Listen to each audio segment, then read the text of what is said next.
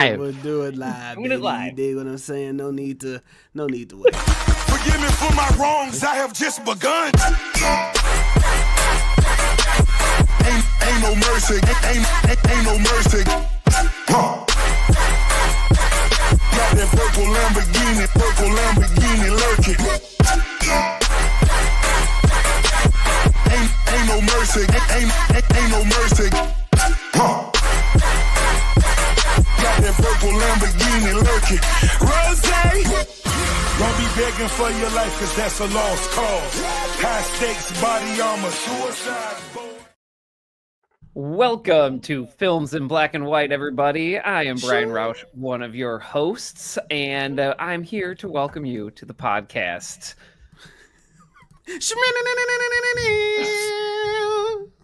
I hate You may have noticed I started us off today because Doug, we are working through some internet stuff. I'm gonna open a vein on the podcast just to make my internet work better. My God.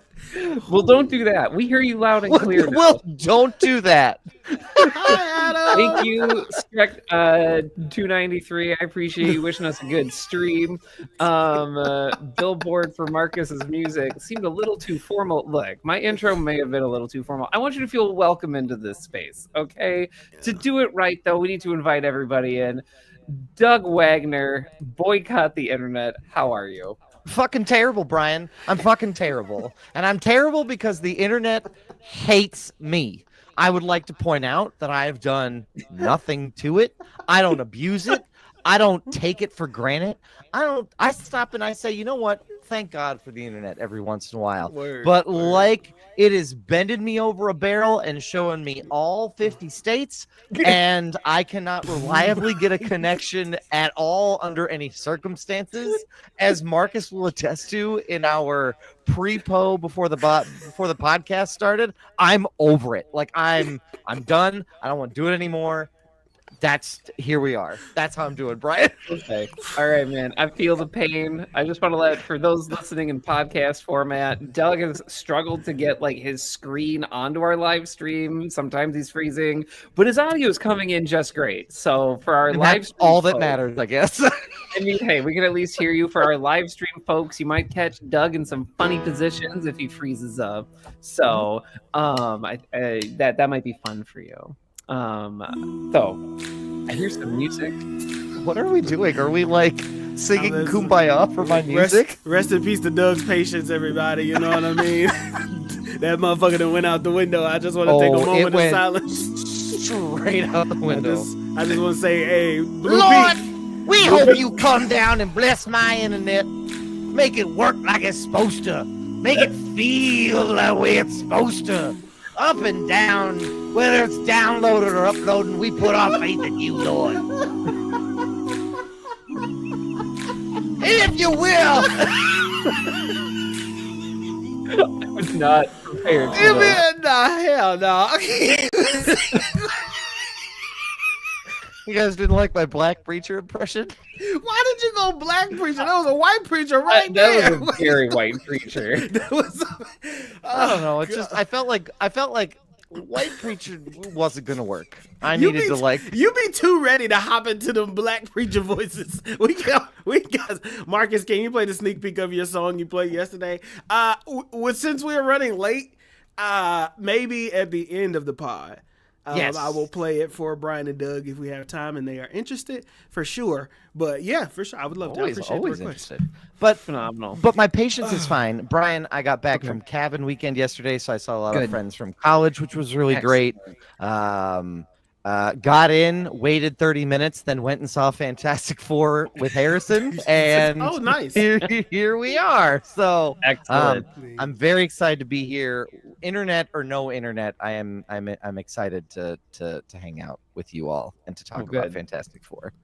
Good. We're happy to have you here, even if it's only in audio format. Marcus, Let's put this comment down. I don't know what your subtitle is here. Oh, Reed Defender. How are you, it's me. Marcus? I'm good. I'm here to defend Reed Richards today. I am Reed Richards' lawyer. I don't like the way that he was depicted in this story, and so I am here to defend him. What? Or I don't like the way that he was treated in this story. I'm sorry. So I'm here I was to like, depicted. defend him. Yeah. We- No, Just depicted to was get fine. right into it. Yeah, depicted was fine. No, I'm having. It's good. We have a Despacho Dorito coming through tonight, so we don't know what's happening.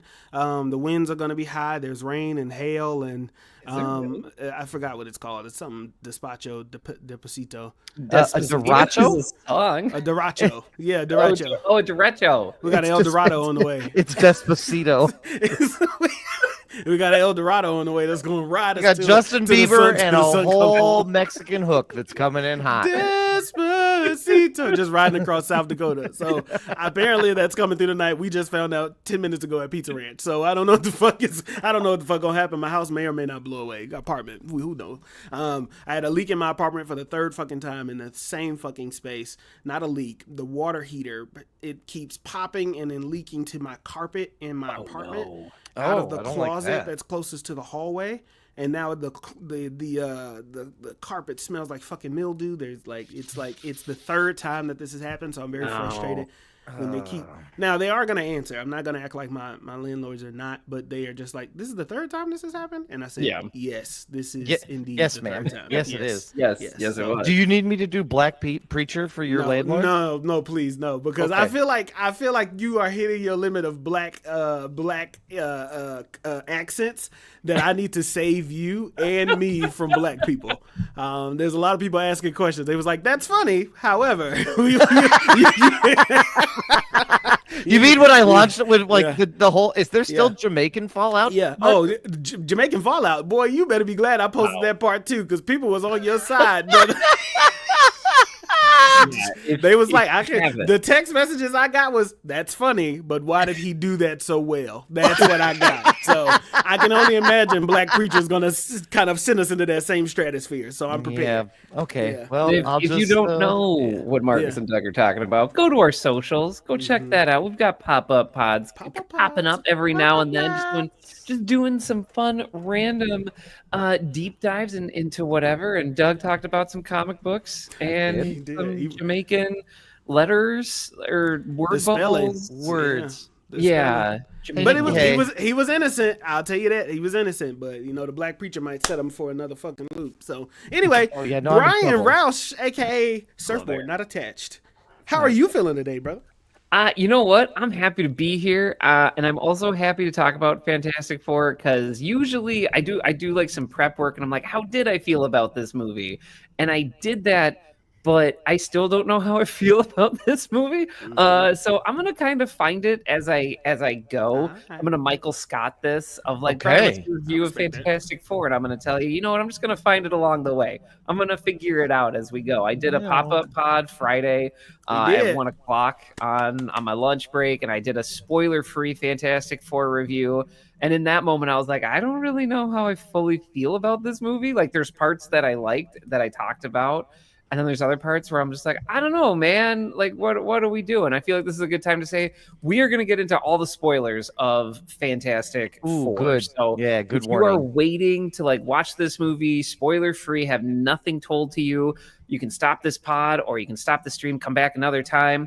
We are going to get into all the spoilers. So if you are here, you saw the movie or you didn't see the movie and you want to get into all the nitty gritty details, you have come to the right This is place. the right place. Yes, Yeah, I indeed. mean, yeah. Brian, go ahead, Marcus. Sorry, go ahead. I also want to say shout out to the pop-up pods because Doug had one this week, Brian Yes. had one this week, and I had one. So all three of us had a pop-up pod this week on different days. I think it's a great vibe. It's a great opportunity. I'm excited to see them grow in some capacity. We have a lot of fun on Sundays in our pop-up pod. I really enjoy. I watch Brian's over lunch with him. And I didn't, honestly, I never know what a spoiler-free review is because I don't typically watch those. So I enjoyed hearing what that sounds like from Brian, and then I really enjoy seeing Doug, and he went through his top episodes of It's Always Sunny. Yep. And yeah. he did an Ozzy rundown for Ozzy Osbourne. Rest in peace, Malcolm Jamal Warner too as well. Yep. I was about to say something else, but I'm gonna say You were gonna that say for you later. were gonna acknowledge Hulk Hogan, but it wasn't gonna be a rest in peace, was it? Anyway, Brian, what were you gonna say? I was gonna say that this is a good moment for you to follow us on our socials. You can follow us on Instagram at Films in Black and White, Facebook at Films in Black and White, TikTok Films in Black and White. We're also on YouTube. We stream live to YouTube and Facebook and Twitch Mondays at 8 p.m. You can join the conversation on any of those platforms. And on YouTube, again, we're at Films in Black and White. Twitch, we're at Films in Black, the letter N, White. And if you aren't able to follow us on our socials, go chip in over at our Patreon, patreon.com/films in black and white. You can sign up for one of our monetized heats to help support the show. We're an independent podcast. We're going to get into some details of Fantastic Four that podcasts that are owned by other corporations and organizations, they'd be like, hey, why don't you stay away from that? Maybe not talk about that. No, we're talking about the whole movie. Like, we're not reporting to anybody. We're going to get into all of it. We're not beholden to any Disney investors. Yeah. We're going to talk about Bob Iger probably at some point and his shower. We most certainly are. We'll find a way to work it in, folks. So that's how you can support us.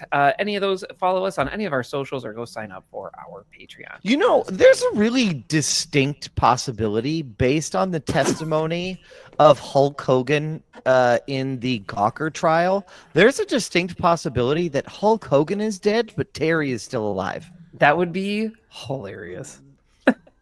Because remember, they kept asking him questions. Well, did you say this? And he said, no, Hulk Hogan said that. Oh my gosh, that entire trial was nuts. Absolutely bonkers. I don't want to create like an Elvis situation, but if you're in Florida and if you see somebody who looks like Hulk Hogan, it's possible it's just Terry walking down the street.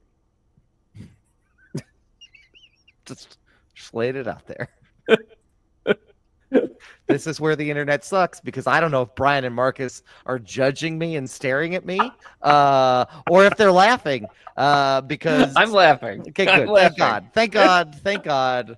I think I'm just getting judgment from Marcus, but we don't know. No, it's not judgment. I'm not wasting my fucking time on fucking Terry or Hulk Hogan. Okay, anyway, cool. Okay, rest cool. in peace. Cool. Ray, prayers to his family. I know that is a loss. That's true. Anybody's Yes, lost to their absolutely. family Yeah, should, prayers. I don't approve of any of the things that he said, the racist remarks, or any of that. Yep. I'd rather say, save my square to say, rest in peace to Malcolm Jamal Warner, an essential part of a lot of black families with The Cosby Show, playing Theo. Malcolm and Eddie was a show I used to watch all the time on BET. And he was just an essential piece to a lot of things in my life growing up. You know what I mean? And so He's on Community. He also, he was on Community too as well. And he did a lot of pop-ups here and there. And, he also lost his life going swimming while on vacation with his family. And so, that was just pretty horrible. It's a sad story. And, to such a good person that had a good heart, that always spoke about positivity. So I just would rather say, prayers to Hulk Hogan, Terry's family, and then prayers to Malcolm Jamal Warner and his family. 100%. Absolutely. Brian, Marcus, thank you for driving the bus on the intro. We do have a little game, and I'm excited for this week. Okay. We do have a little game that we like to call Catch That Quotable that we got to get into. Catch that quotable. The silky sounds of Marcus J. Mm-hmm. Gentlemen, are you ready for this week's quote, which is a Nikki original, everybody? So I do want to take a quick moment, and I want to, Roman, we're excited every week. Yeah. We're so appreciative every I'm excited week. every week, Roman. We are excited But every single week, Roman. This is Nikki's first quote Very that she's first. submitted to the pod. So we do need to be like a ba, ba, ba, ba, ba, ba, ba. Okay, Like let me if we see had what I like got. fireworks or like confetti, we'd be able to do it. Maybe my internet will get all like squiggly, and that'll be the effect of like get our that's nice. Did you do that? Or is that a I did do that. Yes, I Okay, did. okay. I did. I was like, did it sense something that I was trying to find confetti. I'll play you some music, Nikki. How about that? Tell them shout it. Tell them Weezy. Come on, Nikki, stand up if you in the building, baby. Let me talk to me. If I don't do nothing, I'm about. I'm counting all day like the clock on the wall. Now go and get your money, little duffel bag boy. So go and get your money, little duffel bag boy. Get money, I damn sure ain't about to. Okay. Well, hey, thanks for submitting a quote. We're so excited you did. Gentlemen, are you ready for this week's quote? What is that? I don't even know what that emoji know is. what Oh, that she's is. turning up. Oh, She's turning up the Turning chat. up. All right, I'm ready. That's not the right response. Roman, I'll You're play gonna the have to try same that song for again. you. I'll play the same song for you next quote. Marcus, you're going to have to try again because usually what I say, are you ready for this week's Oh. quote? Hit me. Thank you. Thank you. Did Brian say it? No, I don't Oh, think yeah. so. Oh, he I did? was laughing through it. Oh, okay. Oh, got it. There you go. All right, here we go. You know, I tell it like it is. And besides, you know what? You should be happy for me because I'm having the best day since, like, Jesus invented the calendar.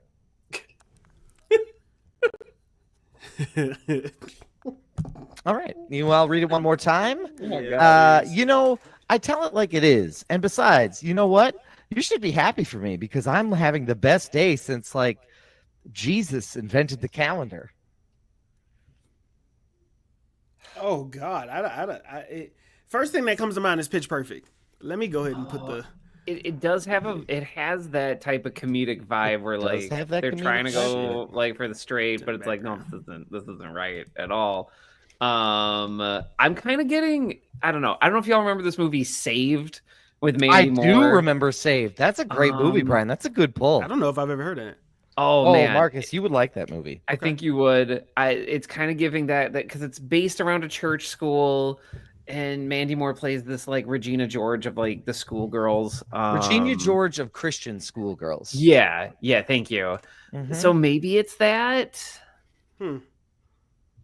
It's something funny, but I do feel like it is a woman-led, female-led film. Marcus, you are correct. It is a female-led film. Okay. I will give you that. You are in the right atmosphere. Okay. Yes. This is bad because then the thing that comes to mind is what's the movie I feel like I say this movie every fucking week. The Lawyer, the one where she's a lawyer. Aaron Brockovich? Butterscotch soda? Listen here, Mr. Internet. What the fuck is wrong with this thing now? Now see, now it's yours. Now it's yours Now- doing it. And now you only I'm have, yeah, look at this. Now I'm mad because I don't know what the fuck happened. Where's the damn? Okay, hang on a second. I'm back again. Look at me right here, center stage. Here's what I'll give you while Marcus figures this out, because he's beyond fucked up with this It's layout. not me. It's not me. He's having It's such all a of us. hard time. He's not even helping this motherfucker, man. I Well, tell what do you want what. me to do? This is great podcast content, by the way. This is great podcast content. You We guys. should just start the fuck over because Yeah. this shit is Yeah, diabolical. fucking Wait. Roman, dear Lord, 10-minute monster, This shit is crazy. What happened to the screen? dude. I don't know. I'm gonna dude, help figure it out too. I don't know. Did you change your layouts to the pop-up pod? Is that what happened? No, it was just here before I got on here. Okay, y'all keep going. I'm going. Anyway, to the so- six. Go ahead. I'll stop pushing buttons. So this is a horror movie. An all-female led horror movie is your guess, is your hint. Okay. Huh. Man, I'm kind of I feel wasn't Black Christmas like an all-woman? Marcus, you fixed it. I did. I fixed it. But Oh, that- you fixed it. Okay. No, I fixed it. I added the right. shit. I did it. For those listening on the podcast, Now you pissing me off. Your internet pissing you off. The only one that's got control here is Brian, the sheriff. The sheriff is the only one that's cool. calm under Let's pressure. play a moment of silence.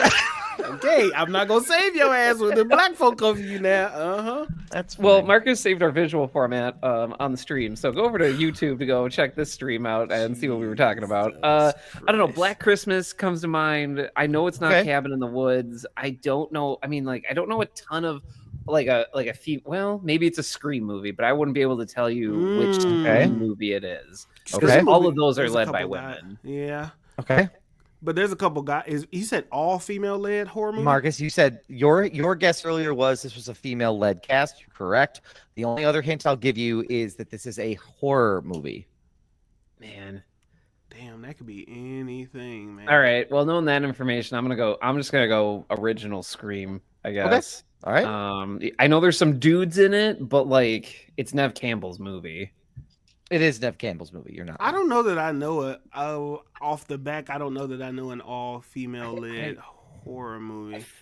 Other than like the Black Christmas that I mentioned, and I barely watched that. I'll be completely honest. Mhm. I'm gonna go with Happy Death Day. Oh, smart. That's a good guess. You all are both wrong. Those were both Amazing. great guesses, but you're both incorrect. This Good. is the 2009 movie Jennifer's Body. Oh, I didn't watch Jennifer's Body.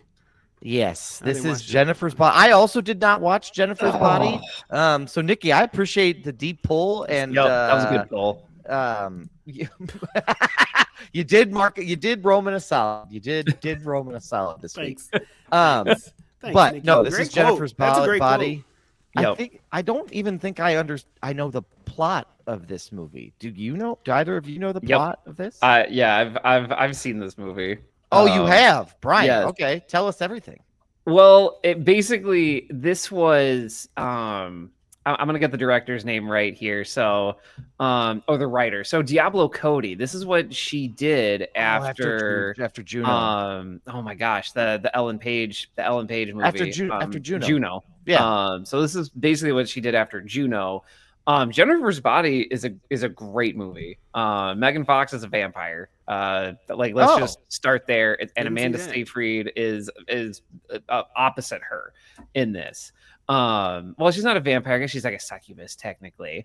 And so it is a horror movie, but like it's funny. Like it's very funny. So no, I actually encourage people to check this out. It's one of the more original movies I've seen.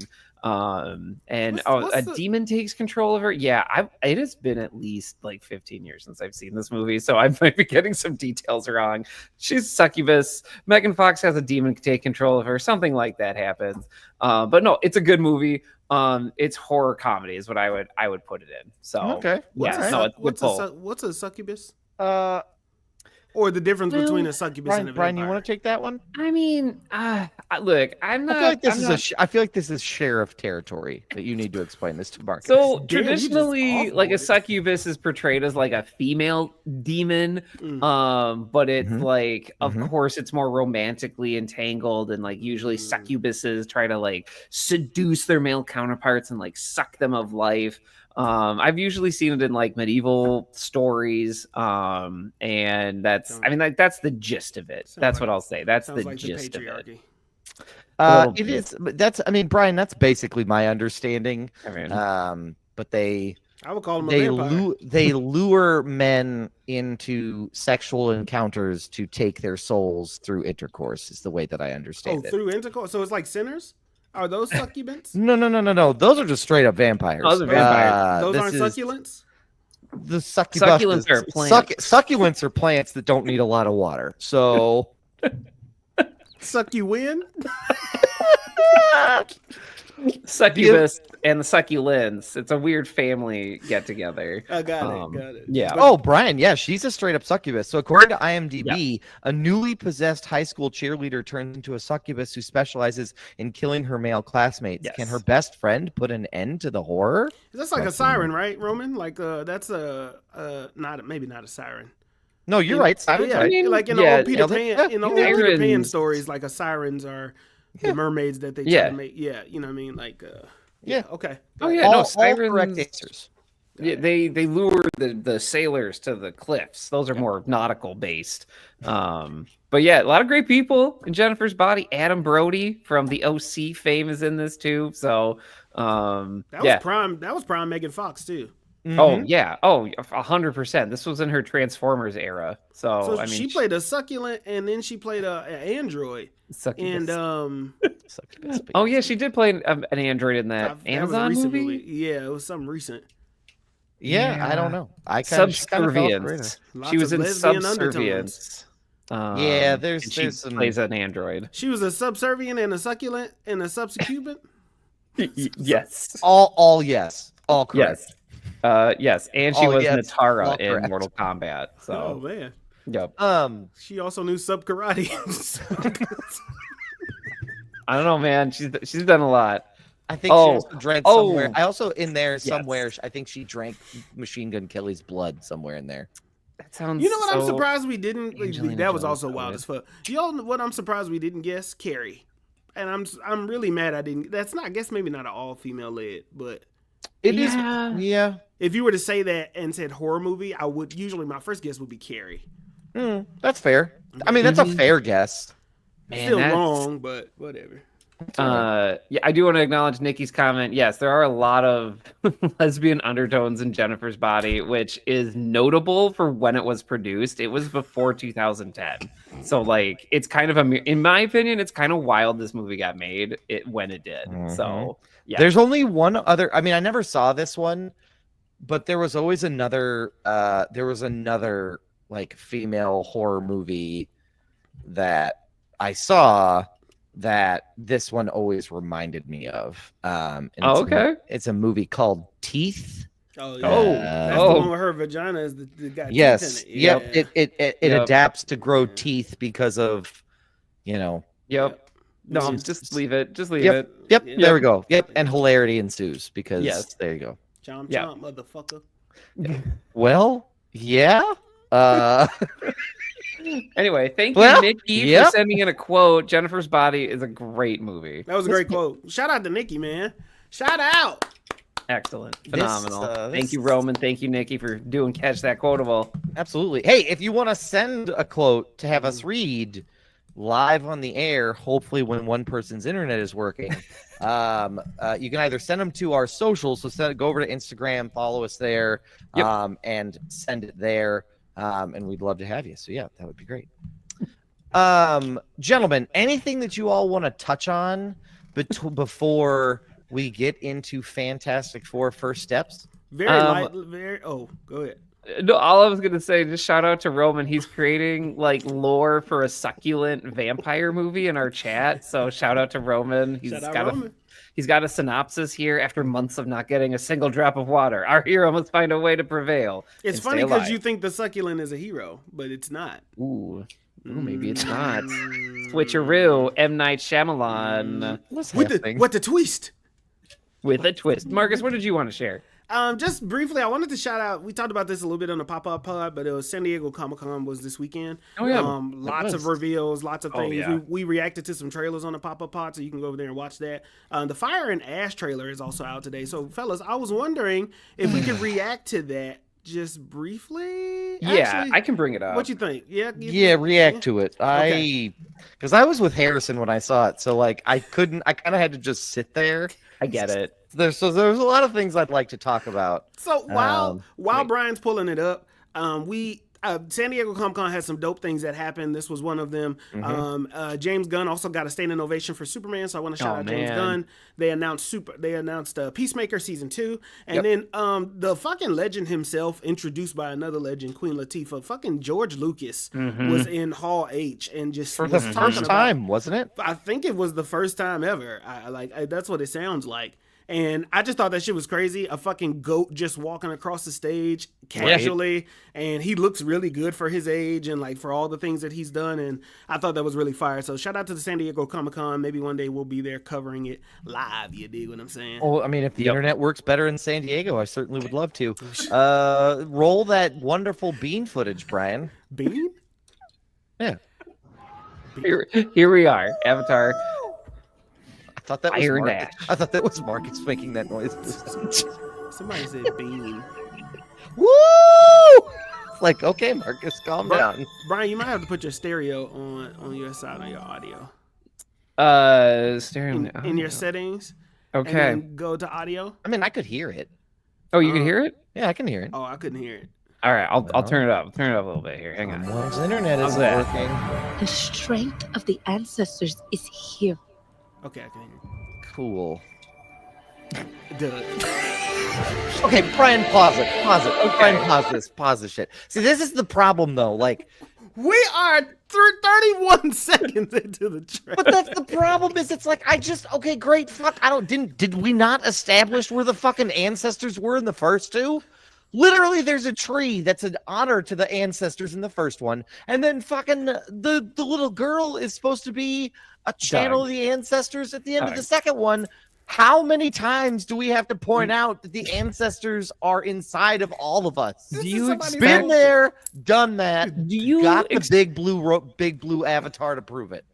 Look, most people can't even name the main character That's of an true. Avatar series. You think they're gonna remember Life Tree? I did not remember that. Like I like also just did shenanigans? not No, remember it. Doug. I didn't remember the daughter part. I just remember that when you Sigourney said it, Weaver, I yeah. forgot. Yeah. Remember how Sigourney Weaver's a teenage She was a teenager alien in this? I completely And forgot. dies, and then has to go to the water tree to be revived.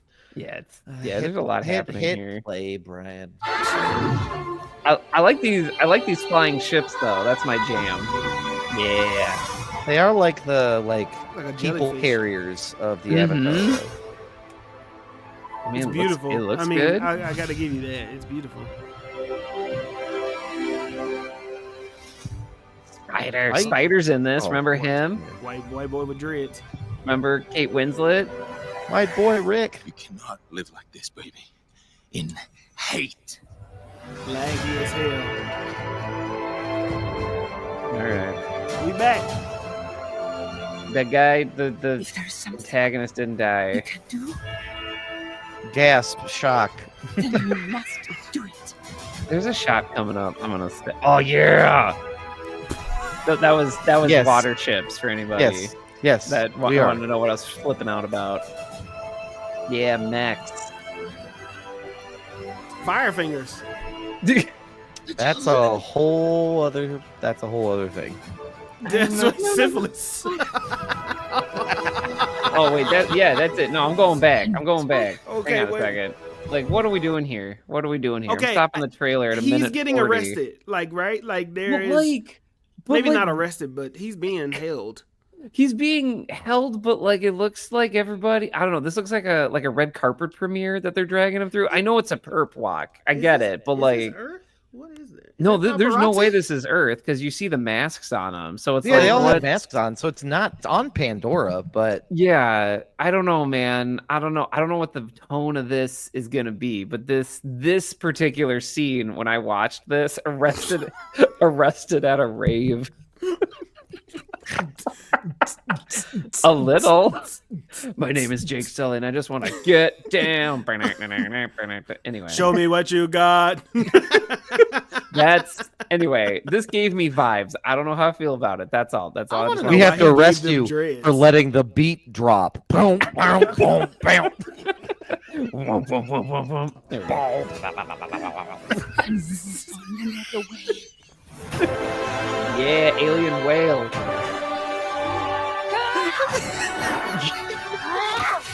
Come on, where's Zoe? Show me Zoe Saldana. Come on. Where's she There at? she Where's go. she at in this trailer? That was her.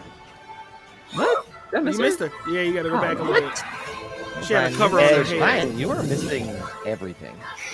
Uh-oh. Your goddess. Your goodness is not here. Dominion here. Yeah, Doug, you wildin'. He says, why you wildin', man? He's wildin', man. He's just... So that Avatar, the new Avatar comes this year, which I forgot. Yeah, I So that's happening, everybody. Well, that was fun. December 19th. That's Marcus. That's precisely how I felt at the end of it. It's like, oh, okay, cool. Like, I did not know it was right, Nikki. Oh, damn. Like, I did not know it was coming December 19th. I tell you what, my birthday's December the 10th. I don't think that this will be on my radar. well, that's what we're doing for your birthday. So strap in. The hell it is. I will. The hell it is. I'm renting out a theater and watching Superman again for my birthday. Like, that's what I'm going to do. Oh, well, that'd be That's okay. actually great. That's actually great. That'll be- That's a wouldn't it be great way really to fun? celebrate your birthday. That'll be Yeah. good. Here's the thing. I mean, we don't really know much of a plot. I mean, this is clearly a footage trailer where it's Right. like Yeah. there's no real semblance. I mean, the only thing that I can generally get the gist of is Sully. Well, the bad guy from the second one, who's Yep. now a Navi, Mhm. partners with the Fire Tribe and Yes. tries to, basically because the Fire Tribe is the warring tribe, so he Mhm. joins the Fire Tribe in an effort to take down Jake, and Jake Yeah. turns himself in an effort to stop them from decimating his people and the bad guy does it anyway, and there's a fight. Like that's gonna be the plot. Like Do that's you the- think? Yeah, Do you think probably. they killed Zoe? Wait, No. what? no. Do you think that they killed? Because how They many movies? better not. Somebody got to die in this motherfucker, right? I think Like, if it's anybody, it's Jake Sully dies. I feel don't like think you can kill Jake. I really they base a lot of the movie around his leadership as a father, and so I mean, I guess you could. I guess he could sacrifice himself, but I like the emotional payoff. I like the emotional payoff of Jake dying because of Zoe Saldana's anger, and she has Yeah. to cope with that in the next one. got it. yeah, that's I why can feel like see it. that's. Why I feel like that James better, goes- but you're right. They're gonna have to kill one of the two of them. somebody's Yeah. gonna die. We got to raise some stakes here because Yeah. they Oh, almost 100%. killed. They almost killed a kid in Avatar 2 when they Yep. attacked like yes, the battleship. yes, they did. Yeah. And then they were like, let's kill Spider because like he sucks. And they're like, wait, no, don't kill the He human sucks. kid. So like you can't. Oh my gosh, I can't. I'm not reading that. You can't kill Roman. You can't kill like the only woman of color in the movie either. Yeah, sure Like- you can. When they got rid of DEI, then nobody gave a fuck no more. I mean, yes, but why? No, Zoe Saldana has to stay in this movie. I'm sorry. Like she has to stay in the series. I don't know. I'm waiting for one of the kids to die. That's Oh, what I'm it's waiting getting very real. That means we need to move on. that means But also, here's the other thing: the paint makes me nervous. Like the paint on their face makes me nervous. Well- the cultural.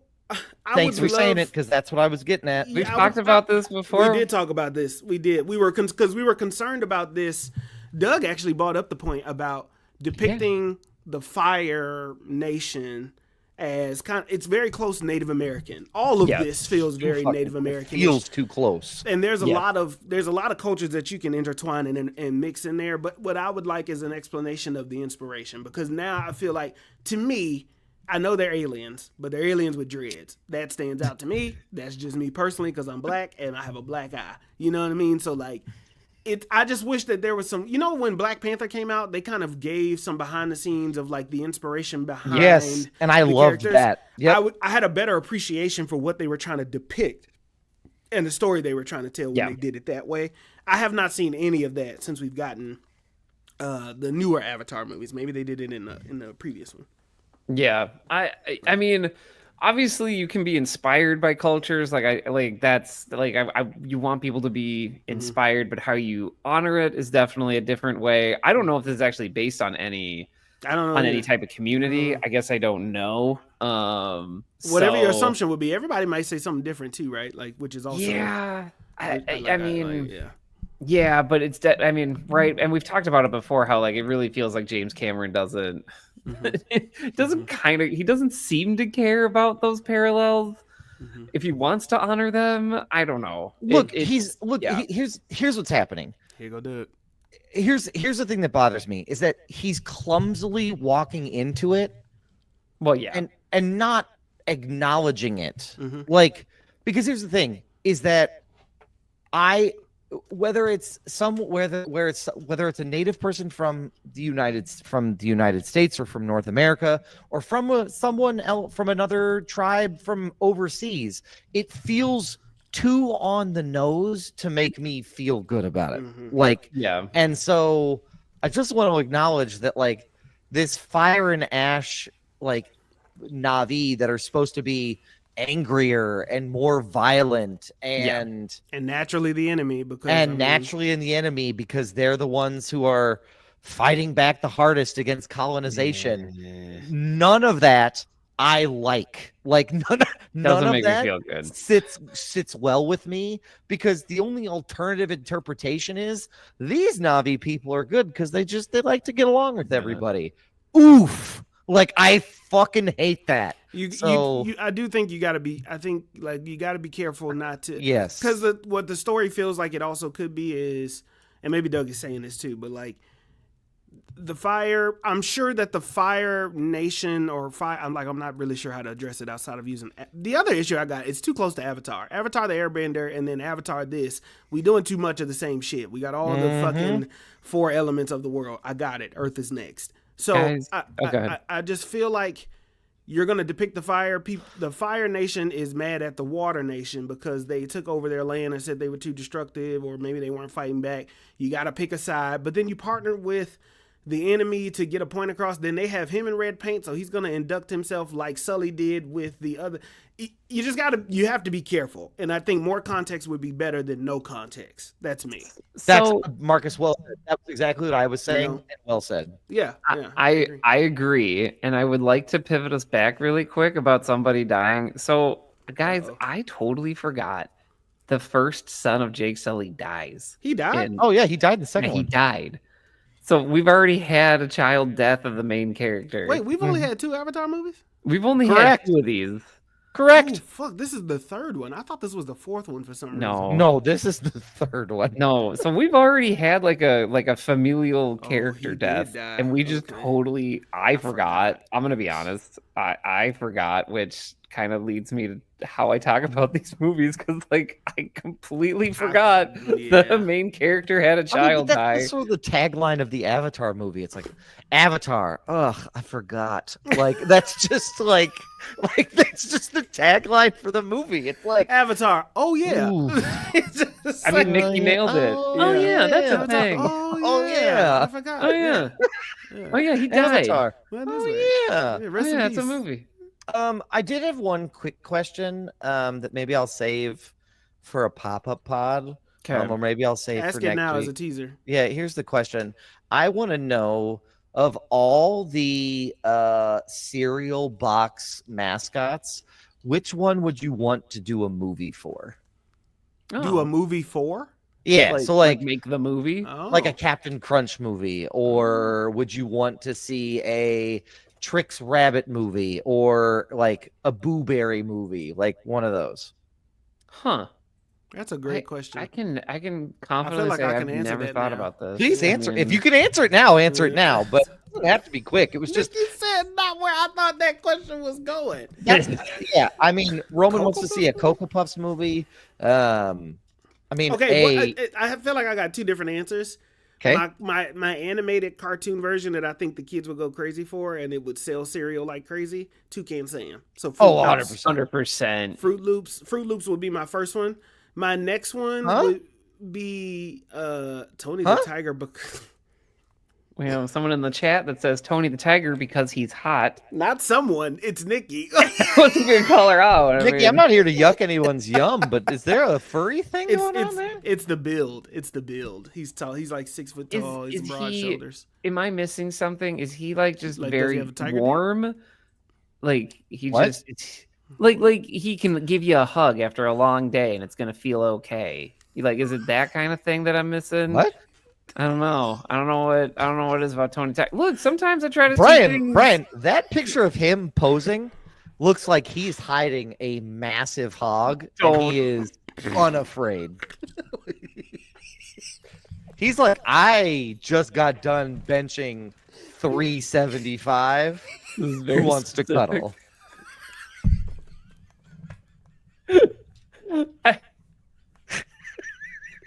I don't even know what to do with this image. I don't want to like make A it massive larger. hog I is don't. great. I've never heard that shit in my life. Nikki said, "Look at him."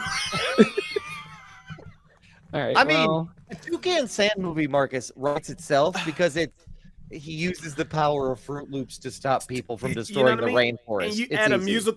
musical component to Yep, it. Like I feel like 100%. that would be dope. Yeah. For Yep. if I was to put it in the realm of a black exploitation film, funny. Count Chocula. That's what I thought. That's Oh. what I thought. Yeah.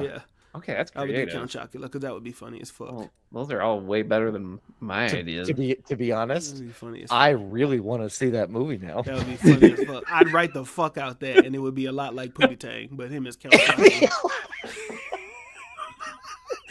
I would cast like Eddie Murphy or somebody funny as fuck. It'd be like Dolomite, but that would be like the comedy of it. Like that would be That's- funny as fuck. That's It would be incredible. funny I as have to fuck. see that. I have to see So that movie funny. now. I do think a live action Lucky Charms movie would be. I was thinking that too. yeah. I was thinking that too. I really wanted to say, I Hold- don't know hold how on. you. Huh? Roman, who the fuck is Cliffy the Clown? Who is Cliffy the Clown? That must be Who's- the bag I'm gonna cereal. Google Cliffy the Clown. That's bag cereal. It's a bag. I eat the bag cereal. Oh, I no, like no. to- God. That is, Oh, there's no. no shade at the I bag do the cereal. bag You It's need cereal. to I'll no. fuck You up a need bag to of see better. this. I'm I bringing don't it up know. Malto meal right now. brand. Malto meal? Yeah, that's Oh with the- fuck no! Cliffy the Clown is Get giving that me shit off the. nightmares. Yeah. Get What that is he shit up. supposed to? What cereal is he on? It's not. Nikki said, Jesus Christ! Cliffy, known professionally as Cliffy the Clown. He's not I on the don't cereal. see- Roman just yelling out shit just to put up. Hey man, We're talking about cereal, Roman. Yeah, come on. We're a serious podcast. on we're a very Serious serious Earth. podcast. Anyway, speaking of serious podcasts, Brian, did you answer the question first before I move I on? didn't because how am I gonna top?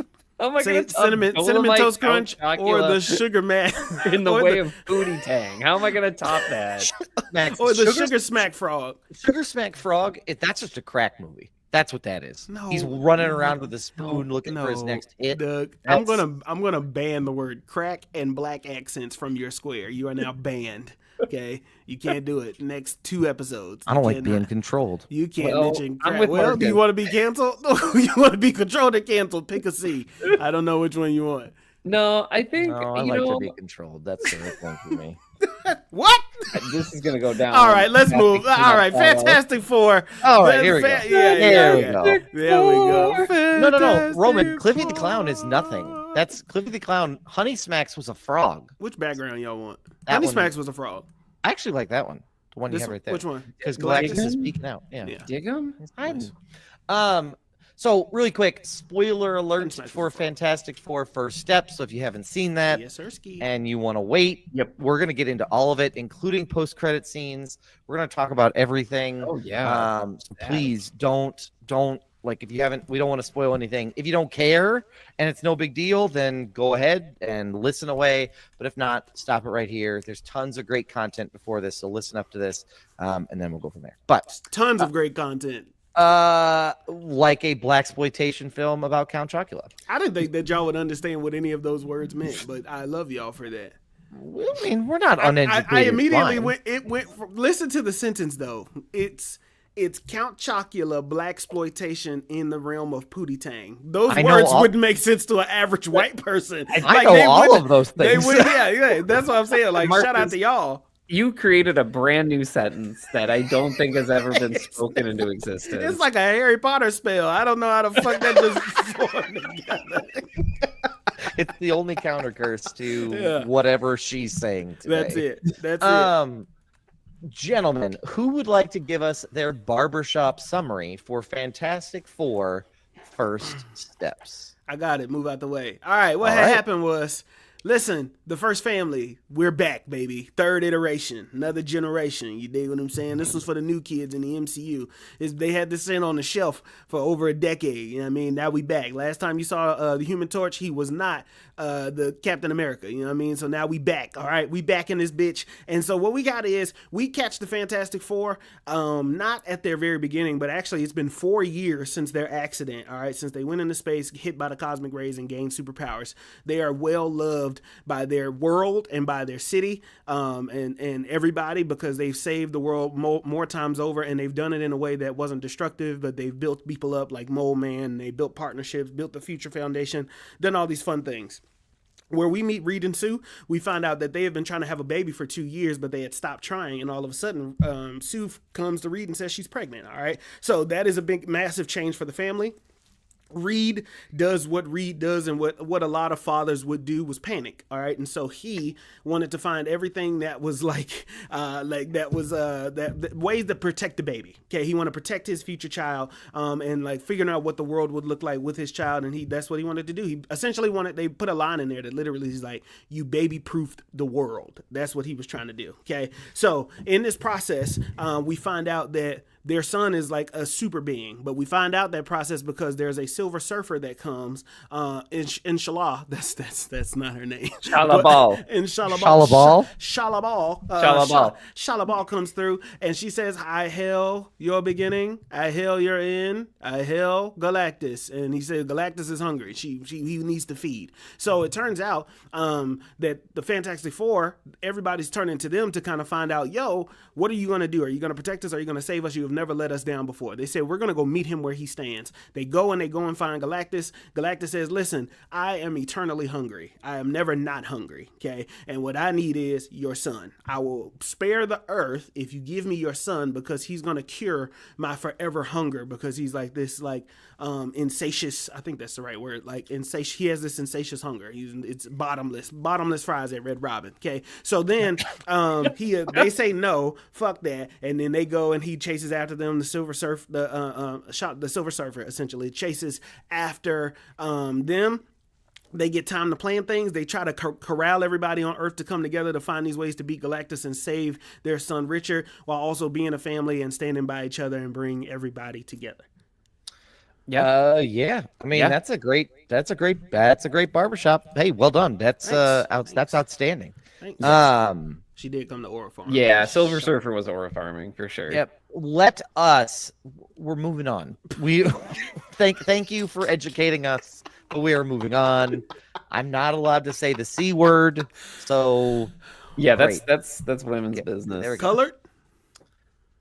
Crack. You just told me I'm not allowed to say crack. No, you're not. Oh, I thought you were talking about another C word in the He thought you comments. meant to see you next Tuesday. You know? No. I'll say see you next Tuesday. I'm not even gonna try. I'm not even gonna try to say that word. Don't say the other word. If I say that word, you have every right to be like, nope, you're done. Goodbye. Like that's. What about colored? You shouldn't say that word either. We should say goodbye too.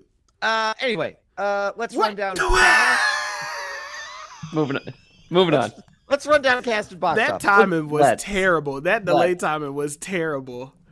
Let's run down box office. We're doing it. Pedro Pascal plays Reed Richards, aka Mr. Fantastic. Vanessa Kirby plays Sue Storm, aka Invisible Woman. Eben Moss Bacharach plays Ben Grimm, aka The Thing. Joseph Quinn plays Johnny Storm, aka Human Torch. Okay, I never pronounced it. Ralph Ineson plays Galactus. Julia Garner plays Shalabal, aka Silver Surfer. Natasha Lyonne plays Rachel Rosman. Paul Walter Hauser plays Harvey Elder, aka Mold Man. Sarah Niles from Ted Lasso plays Lynn Nichols, and Mark Gaddis plays Ted Gilbert. Your box office for this weekend, let's do budget first. Okay, hold on. Box office for this weekend, $118 million in North America, which is outstanding. It got a global total of $218 million. If you give me just a moment, I'll pull up the old What I want to say while he looks is, I want to say this, like, I thought, hey, my bad. I thought y'all would flop. That's on me. Yeah. That's on me. Now, flop by content's sake. I knew y'all would make money hand over fist because it's a Fantastic Four. The budget was estimated at $200 million. Okay. So it's made its money back in its opening weekend. So I mean, I am, from a box office perspective, I'm curious what the legs on this looks like, because it felt Great like question. a lot of people front loaded this. The people that wanted to see this movie saw it this weekend. So I saw it I'm on really a Thursday. that's also how but that's also how Superman was too. No, Superman was the opposite. Like, the movie theater guy said, Superman had a good second run because it picked up. And like, we had a conversation with the local movie theater who runs the region thing, like the deal, like part of the VCA thing I'm on. Okay. And he was saying that Superman theaters were pushing to have a third week of Superman because more people were going to go see it on the back end because the hype picked up. And so, like, Fantastic Four does feel like it's doing a lot of front load. I think Superman had a good turnout the first time too, but like, more people are wanting to go see Superman because of the politics. Everybody was saying it was woke. Yeah. So I'm not saying that the first thing didn't happen, but I also heard that the back end, like the second runs, also popped off too. Yeah. They are crazy, Nikki. I've been seeing those too.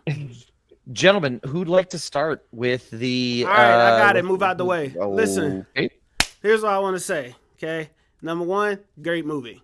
I'm gonna give you that. I think there's some crazy, wild, dope shit in here. Okay, I think having a baby in space is crazy as fuck. Oh my gosh, that was so good. I think having a baby in space, that was such a great scene. But here's where I really want to start: casting.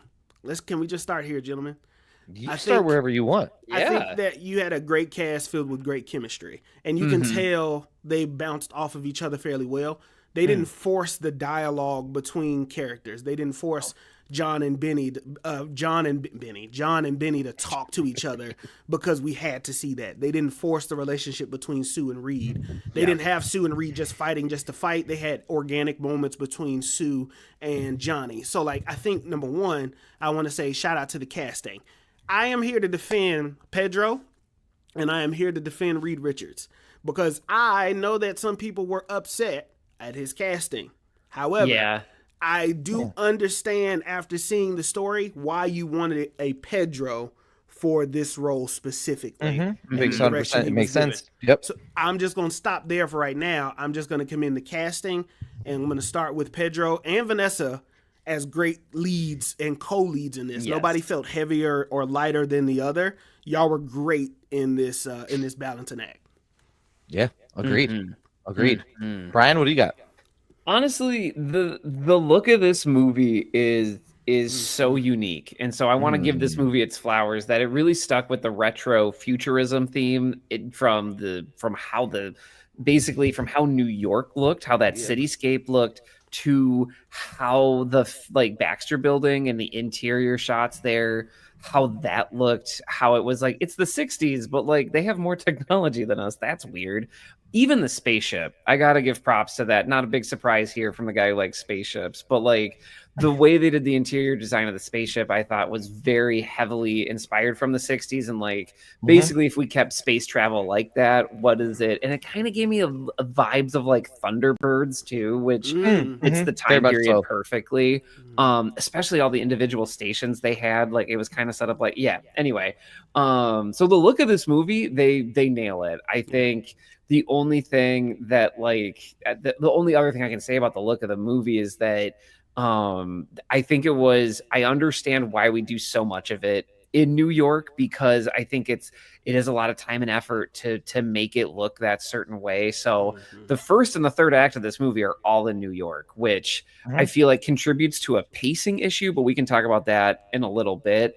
But everything cosmic, everything in the second act, just moving beyond like the look of it, man, that was Fantastic Four firing on all cylinders for me. Like those are the stories that that connect with me more with Fantastic Four. Of not these like, yes, they are a family, and yes, they live in New York, but they go on these fantastical adventures. Like they go beneath the ocean, they go to the micro universe where there's tiny people. They go out to space and talk to the Shi'ar Empire and all that stuff.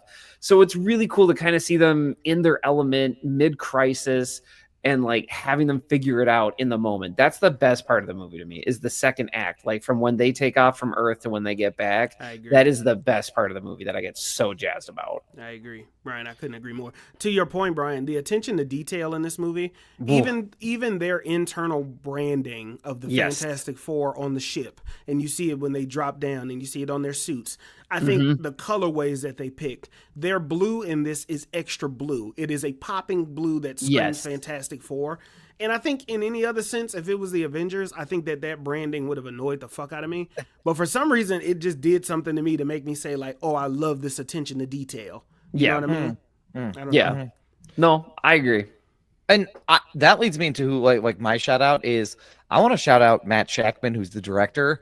I mean, there was a lot that he had to balance with this. I mean, this movie has a lot going on, and that's not me being critical. That's just the fact of it, is that there's a lot happening here. We had a really great interpersonal family story with highs and lows and compelling dramatic character arcs, which I appreciated. So like specifically that moment after Franklin is born and after like when Sue and Reed are fighting, and she's like, you always do this because you think about every like worst case scenario. I loved his rebuttal. And you being you hurts me. Like that Like I loved that dynamic between the two of them because again, that's very like that to me feels very real and relatable, being a parent, but then also feels very real and relatable just in general. So you had that whole like, and then there's the stuff with Johnny and Ben, like all of them had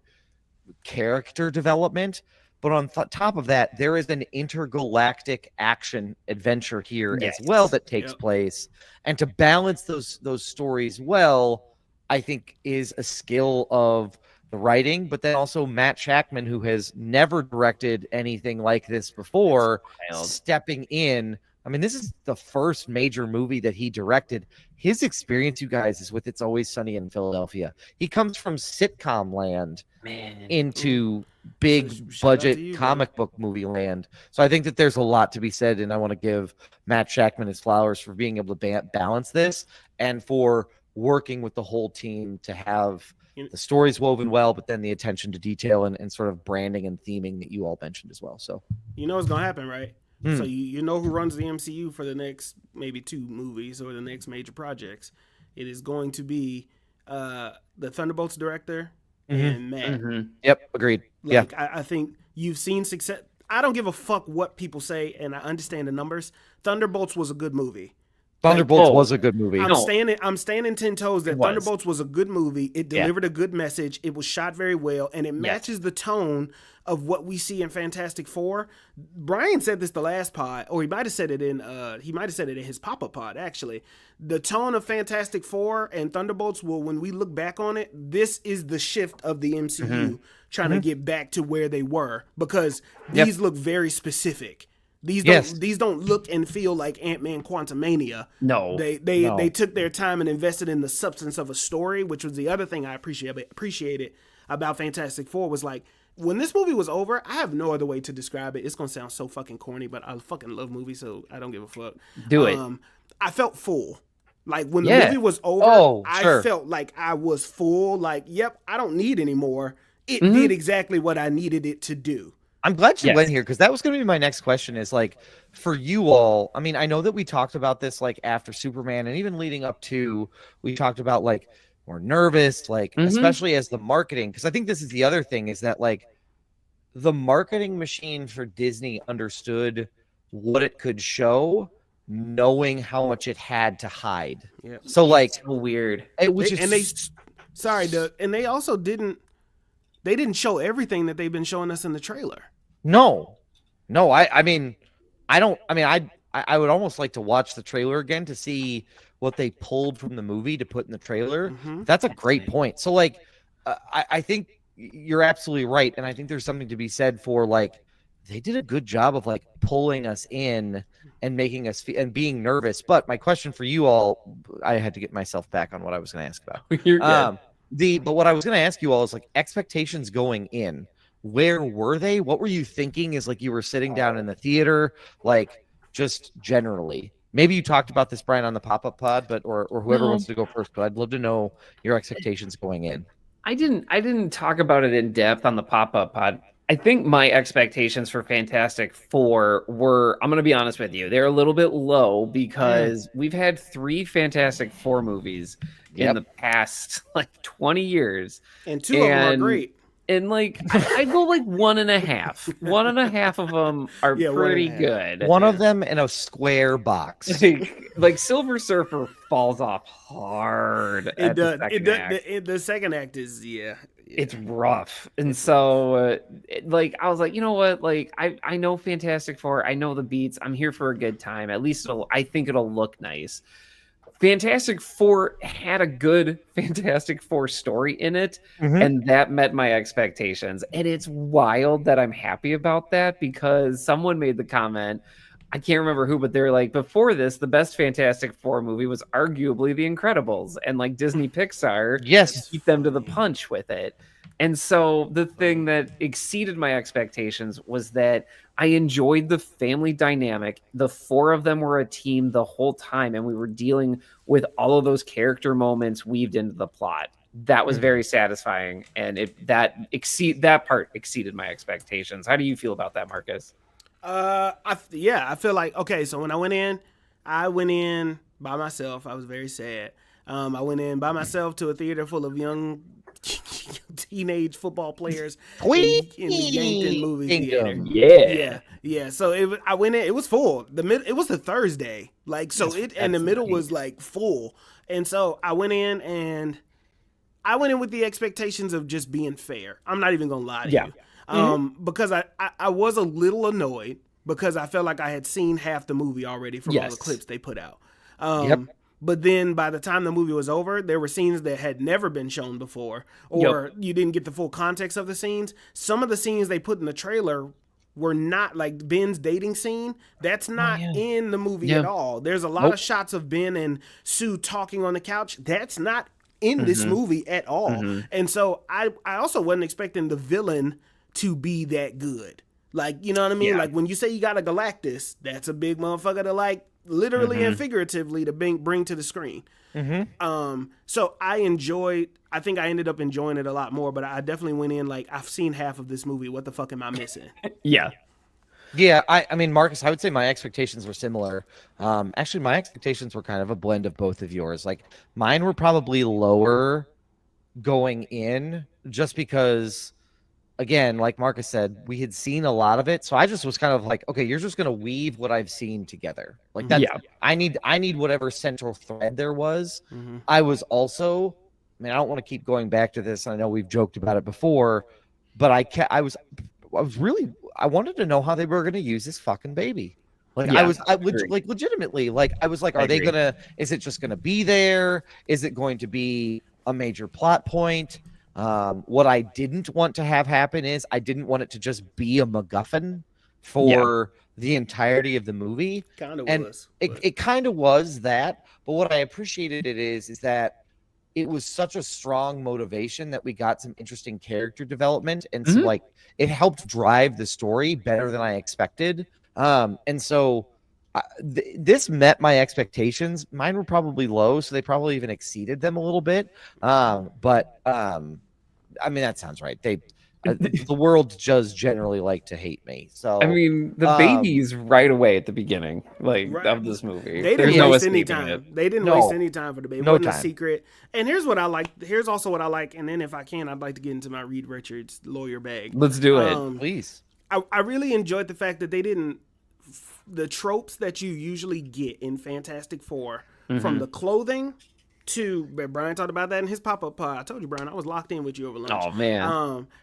He talked about this. They didn't do the I'm naked in the street because the fire burned off my clothes, or I got to be invisible to turn naked. No, we got that part. I also like that they didn't do a lot of the tropes between like Johnny and Ben are always fighting each other. They did a little bickering because they are close, but that wasn't the main meat and potatoes of their relationship. No. Right. You know what I mean? And I think they were good uncles. They wanted to be good uncles and hey, we do everything together. We said 7, be here at 7. Remember, we got to hop on this call. It's the Fantastic Four, not the Fantastic 3. Like they did everything together. And I really enjoyed Johnny. Like, I'm not gonna lie. They didn't sexualize my Queen Sue. And Sue was in her fucking bag. Let me tell you that. Yeah, she was. I don't want to skip to the end too much, but that final scene with Sue defending against Galactus, I was like, that's OP as fuck. They didn't give her a bloody nose, they just straight up killed her. Yep. I was like, that's boss. The amount of energy that you got. Sorry, Brian, I need to get that thing off your face. Oh, you're fine. You're fine. There we go. But they gave Sue a leading role. I see why they said she was the leader. Sue led the Future Foundation. Yes. Reed stayed in his place and did what the fuck he was supposed to do on the chalkboard, figuring out stuff behind the scenes. Can we talk about the fact that in this universe they casually mention that Sue Storm essentially like stops global conflict and makes the united government of planet Earth? That's why I'm keeping her image up here, because basically this movie's like, by the way, Sue Storm is so boss, she basically ended wars on Earth. Like just and existing. She fine as hell. That too. But like that blew me away, and it was like maybe 10 seconds of that montage. They just blow right over it. And I'll be honest with you, like I thought Vanessa Kirby, I thought she was hired to serve face. Like I just thought she'd be doing this the entire movie, and she didn't, and it was great. She did that and then some. But like, I really enjoyed like the Mole Man add-in. I was like, why do you have Mole Man in here? Yeah. Aside from the fact he's a classic Fantastic Four character. And then they show that when they're like, nope, we need to get everybody to Subterranea and to protect them from what's happening up top. Like, I like that they thought that through. But he says, no, I don't want to talk to nobody else. Matter of fact, I don't trust many people on top of the earth, but I trust Sue Storm. Like, he just kept it a $150 with him, right? And when she spoke, they listened. It wasn't Reed in there. It wasn't Johnny, and they didn't even I didn't even see them on the Foundation, the Future Foundation stage, not once. No. Only When they got back. Only when they got back. Yep. And that was it. Yeah. I mean, and the other thing that I think is really important to note about this is that they didn't do this thing with Sue Storm, because they could have done this thing with Sue where they were like, she's only a mother, so she's only capable of holding the baby, screaming, and running away. And what I appreciated is they took this and they made her such a strong and powerful figure. And I appreciate changing the dynamic, because if this movie was like the 2000s version of this, that dialogue where she's on the future, like where she's on the steps holding Franklin, giving that speech to everybody, It ain't delivered the same. it's not. She's not even there. She's standing inside holding the baby while Reed is giving that monologue. Yes, So, like, I agree. none of that. True. Good That point. they made a distinctive choice. Shout out to the writers and to Matt Shackman. Of like, no, like, this is a mother who fears for her child, but also can understand that everybody is scared and is so much more than just a mother to her child, but a mother to everybody else in some respects as well. So I really appreciated what they did that, because again, they could have fallen into every possible parenting trope. For sure. I mean, I'm flabbergasted that we didn't have a scene where Reed tried to change a diaper and couldn't. I mean, all of it could have been poorly executed. She had a bar in there that was like a Drake bar. Like he said, "I'm not hiding the world from I wasn't hiding my kid from my kid from the world. I was hiding the world from my kid." She was like, "Yeah, motherfuckers, I ain't gonna sacrifice my child for this world, but you damn best sure believe I ain't gonna sacrifice the world for my child." And I was like, "Hey, what a fire fucking bar, dog! Like, 100%. way to 100%. deliver that. You know what I mean? I think that's 100%. gas. Yep. All right, look, here I am. I'm Reed's lawyer. Okay." All right, I'm coming back to Sue Storm because there's another thing I want to touch on. No, you do it now. No. I just need to say that I love this portrayal of Sue Storm, because we're so used to heroes that are like, I'm not gonna kill you, but I'm not gonna like leave you. You're in prison now. Whatever. They have some line making it so you shouldn't kill anyone. Sue Storm she is birthing a child in a spaceship, slingshotting around a black hole and in hyperspace, by the way. And there's the Silver Surfer coming after her. And I love the fact that she was like, just kill her, Johnny. Like, just that's the Sue Storm. Yeah. I love and adore. And Sue Storm has such a weird history in the comics. She has like an entire personality called Malice, which is like the dark side of Sue Storm. They merge and become the same person. Don't worry about it. But I love that they kind of like went off the rails with it a little bit of just being like, no, like Sue Storm's having a baby and there's an alien trying to like kill her baby. Yeah, of course she'd want to be like, kill that lady. Like, why is she trying to take my baby? Whatever you got to do. So I loved that. She was, I mean, the finale too, I just got to say, the fact that it's Sue Storm that is the one kind of leading the charge here and putting Galactus in his place. Maggie made the comment of like, I feel like this is the superhero equivalent of like when a mother sees their baby in trouble and can like lift a car. Yeah. Right. That's all I thought. That's great. all I thought. You know what? If Sue Storm sees her baby in trouble, she can push Galactus. She did 100%. She pushed back. Even Galactus was like, "Hey, hold on, what the fuck going on? what are we doing here? Hey, what the fuck?" I do feel like I liked his role. I don't know if I got enough of the Thing. Maybe I did. I don't know how I feel about that yet. Well, before we talk about the Thing, I do believe that you were set to defend Mr. Richards in court. If you wanted to switch to that. I want to defend him in real life, and then I also would like to defend him in the movie. For all y'all that said Pedro Pascal, listen, let me stop fucking around. I feel like you needed somebody who depicted this Reed Richard that is literally balancing being Reed and being a father, which are two completely separate things. Okay, if you think about Tony and the conversation they have with Tony and Ultron in Age of Ultron, I want to put a suit of armor around the world because Tony scared the fuck out of himself. You have Reed, who's a father, being a father for the first time, and they're already based around family, making this decision that no, I want to do everything that I can. Everything made sense to Reed's character. Okay. Yes, and like checking to make sure his baby was okay. And then it turns out Franklin was hiding his strength from Reed. You needed somebody who could depict, it was really the moment that he had his son in his hands. He had Franklin in his hands, and it was closer in the third act. And he says, listen, I keep trying to look for something in you, but now I'm just going to listen to you and allow you to tell me who you are. And I said, that's why you got to cast Pedro in that role, because his delivery as this protective father, albeit that's the roles that he gets casted in. I get it. However, that was what you needed for this role, was a father who is balancing. He says, yo, listen, it's my job to put all the foul shit in this world in my head and then figure it out before it can touch y'all. That's my job. You needed a father role, not somebody sexy in the role. You didn't need like a goofy, nerdy guy that's always stumbling over shit and not being like, I get that that's the Reed that they wanted, but this made the most sense. So I'm defending that in real life. My lawyering in defending him in the movie is I felt like they put a lot of pressure on Reed Richards. Okay, because there was a scene where all of them are asking him, well, Reed, what are we going to do? What do you think? What do we think? Like, what do we find? Because Reed is, I guess, always the one that has the answers. And he literally says, I don't know. Like, I think the first time that shook the fuck out of Reed was when they got back from Galactus and they say, well, what are we going to do? And he has to tell the people in the crowd looking back at him, I don't know. Do you know how hard that is for a character like a Tony Stark or like a Reed Richards to have to admit, I don't know? Yep. And I don't know if people gave him enough credit in that. You know what I mean?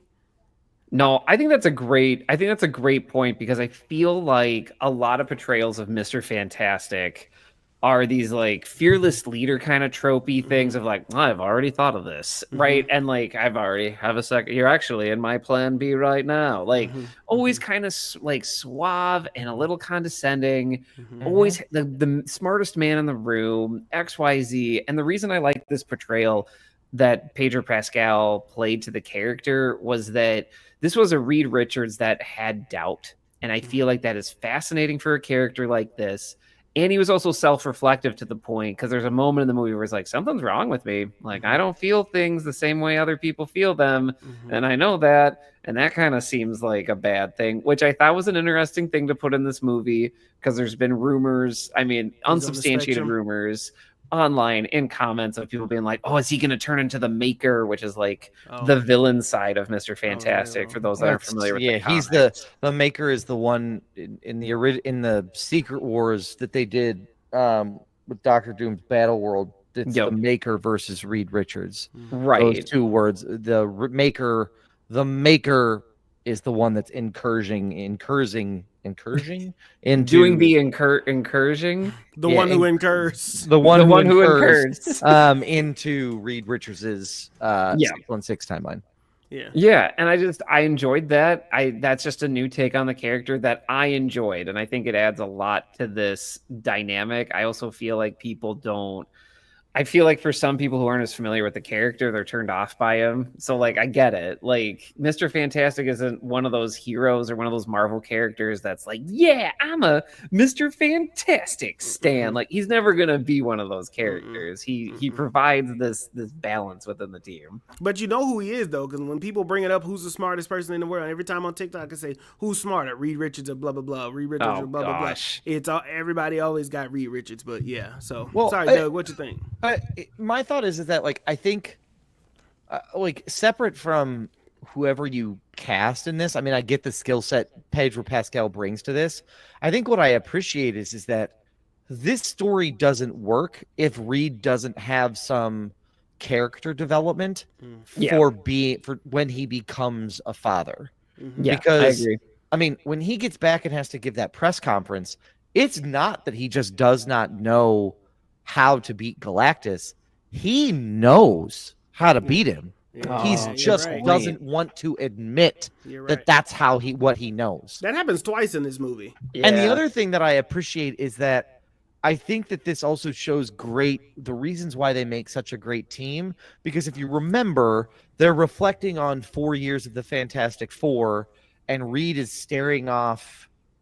He's staring off at the spaceship, and Ben comes up to him and talks, and he's like, "Yeah, we'll get back to space someday." And Reed says, "I know." And they have this dialogue, and Reed goes, "I should have known."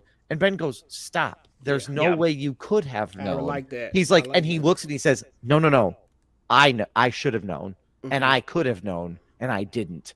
And I think that that dynamic there, and then weaving that, like, how much is he supposed to know?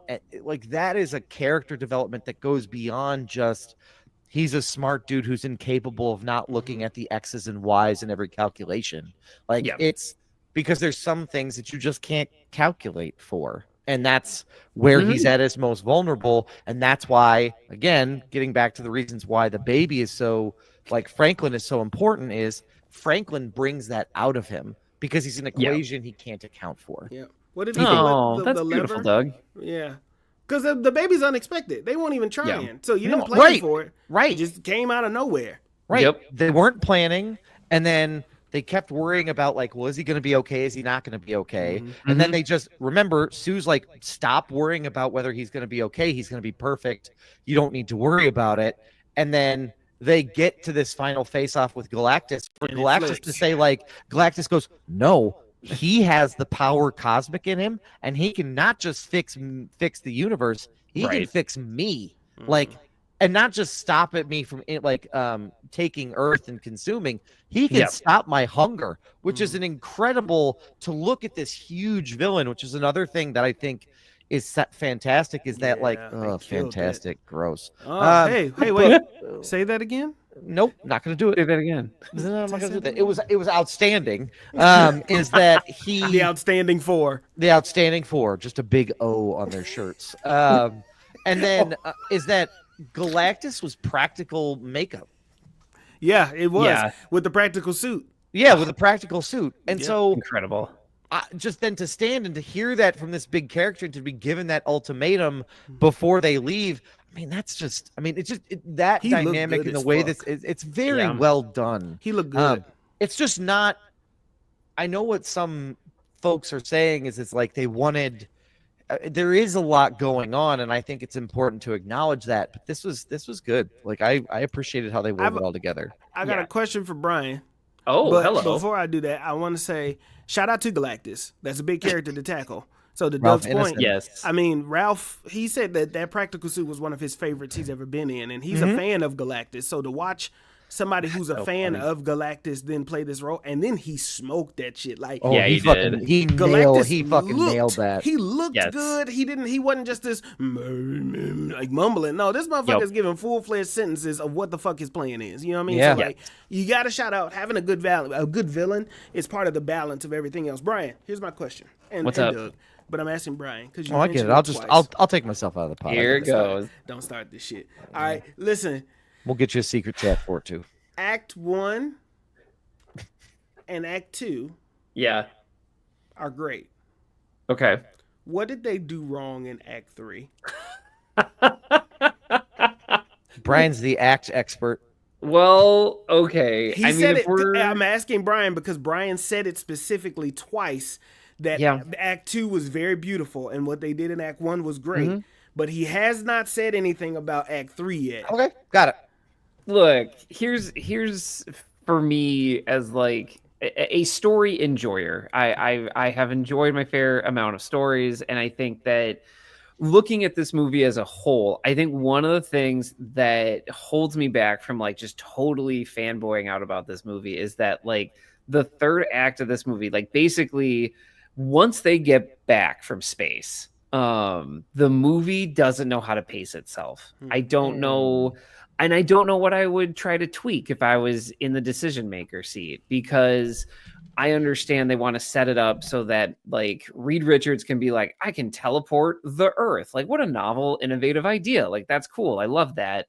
but they spend so much time on that it almost turns into like a second montage. Like you're just moving so fast. You're moving so fast. That like it's kind of hard to get your footing when to me, Galactus and the Fantastic Four fight is going to be the crux of the third act. So it just kind of feels like it drags in the first part of the third act. However, the movie cuts were rough at times, but basically once you get to Galactus actually in the city, I feel like you're back on the normal Marvel formula of like, all right, CGI fist fight to death, and then we're gonna wrap it up, which is fine. I know I'm a Marvel fan. I know what I'm getting into. Where this goes. Yep. I understand the formula, and it's fine. I enjoy a good popcorn adventure. Like that's fine. I'm not knocking it for that. I just think that there probably needed to be a little bit more efficiency between them getting back from space and then them fighting Galactus. I now totally understand why they cut John Malkovich from this movie. Yeah, I totally get it. Red Ghost would have been way too much. It would have been too much. I agree. I'm glad they cut Red Ghost. I think what they needed is some semblance of time. Yep, that's what it was. Because there was no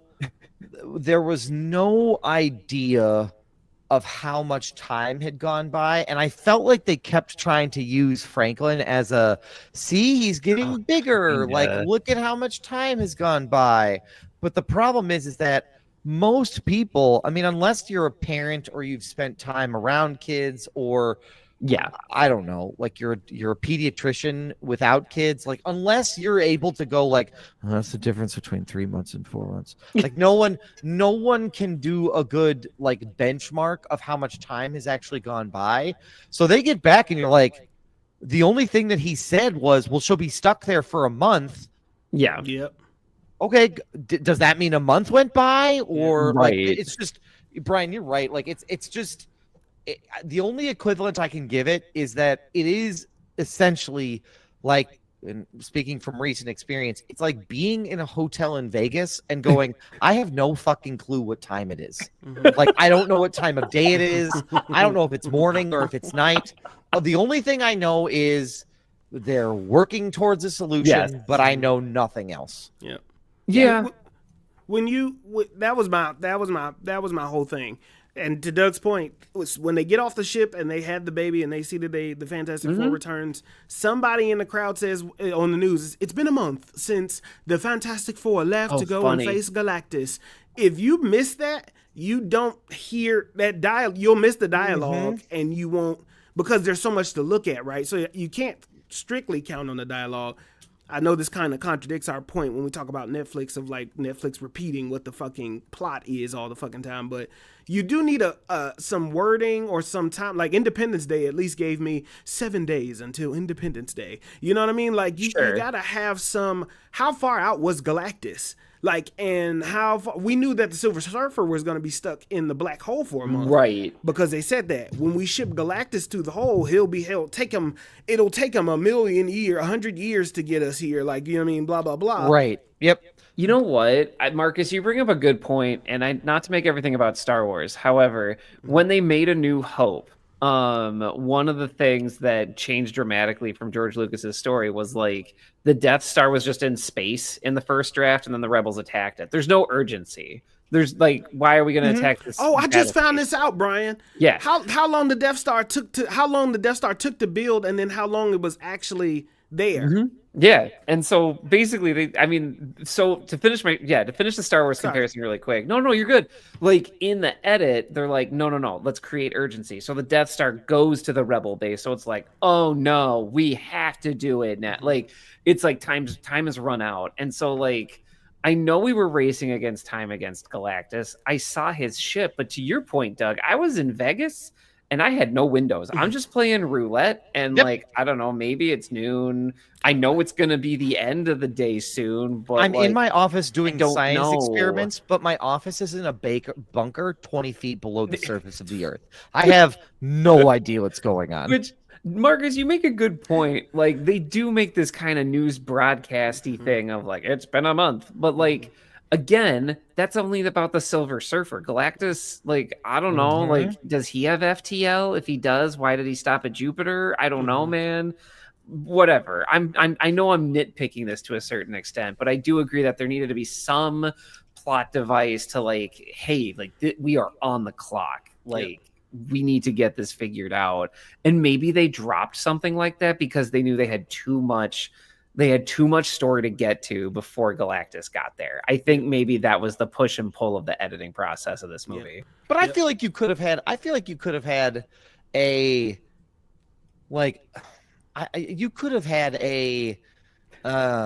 like a a story that came halfway that was like Reed Richards estimates that there's still 20 days until Galactus, or like you could have had two. I think you needed more than just the one throwaway line.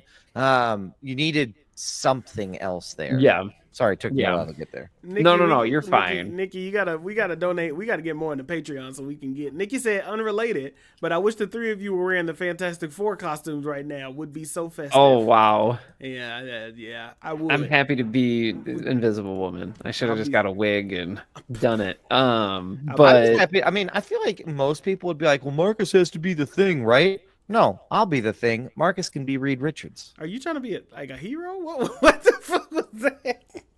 No, I'm just gonna serve face the whole time. I'm gonna look like this the whole time. Yeah, that's it. That's it. I'm just gonna try to talk in a Brooklyn accent because that's usually what I do anyway.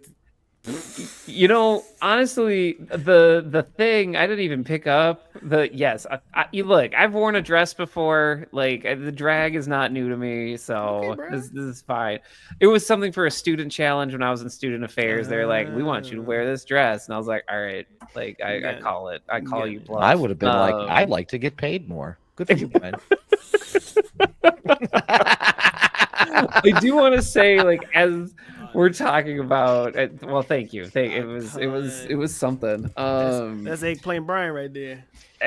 Look, the thing I want to talk about here with the Thing. All right, we're not getting into it. Keep going. Yeah. Was they also tried to like give him this like neighborhood feel, which didn't completely connect with me. Mm-hmm. Also, the CG in this movie is like 99% good. This is not Ant-Man Quantumania. Like, if anybody is saying that, it's not. Like, this is leaps and bounds ahead of Ant-Man Quantumania. Infinitely better. And I don't know. It was curious what they did with the Thing. I liked it. It did feel like a little bit underplayed, but all of the actors in this movie felt like they were toned down just like a little bit. Like it felt like Matt Shackman was like, "You're giving me 10, let's go to like a 7." Yeah. Like let's just do that. Nobody was above a 7 in this. And maybe you need that to balance all four, because Johnny's story, I see people there's some discourse about Johnny's role in all of this. I particularly like that you didn't just make him some handsome, hot-headed flirts with all the women. Like he still had that, right? He still did that.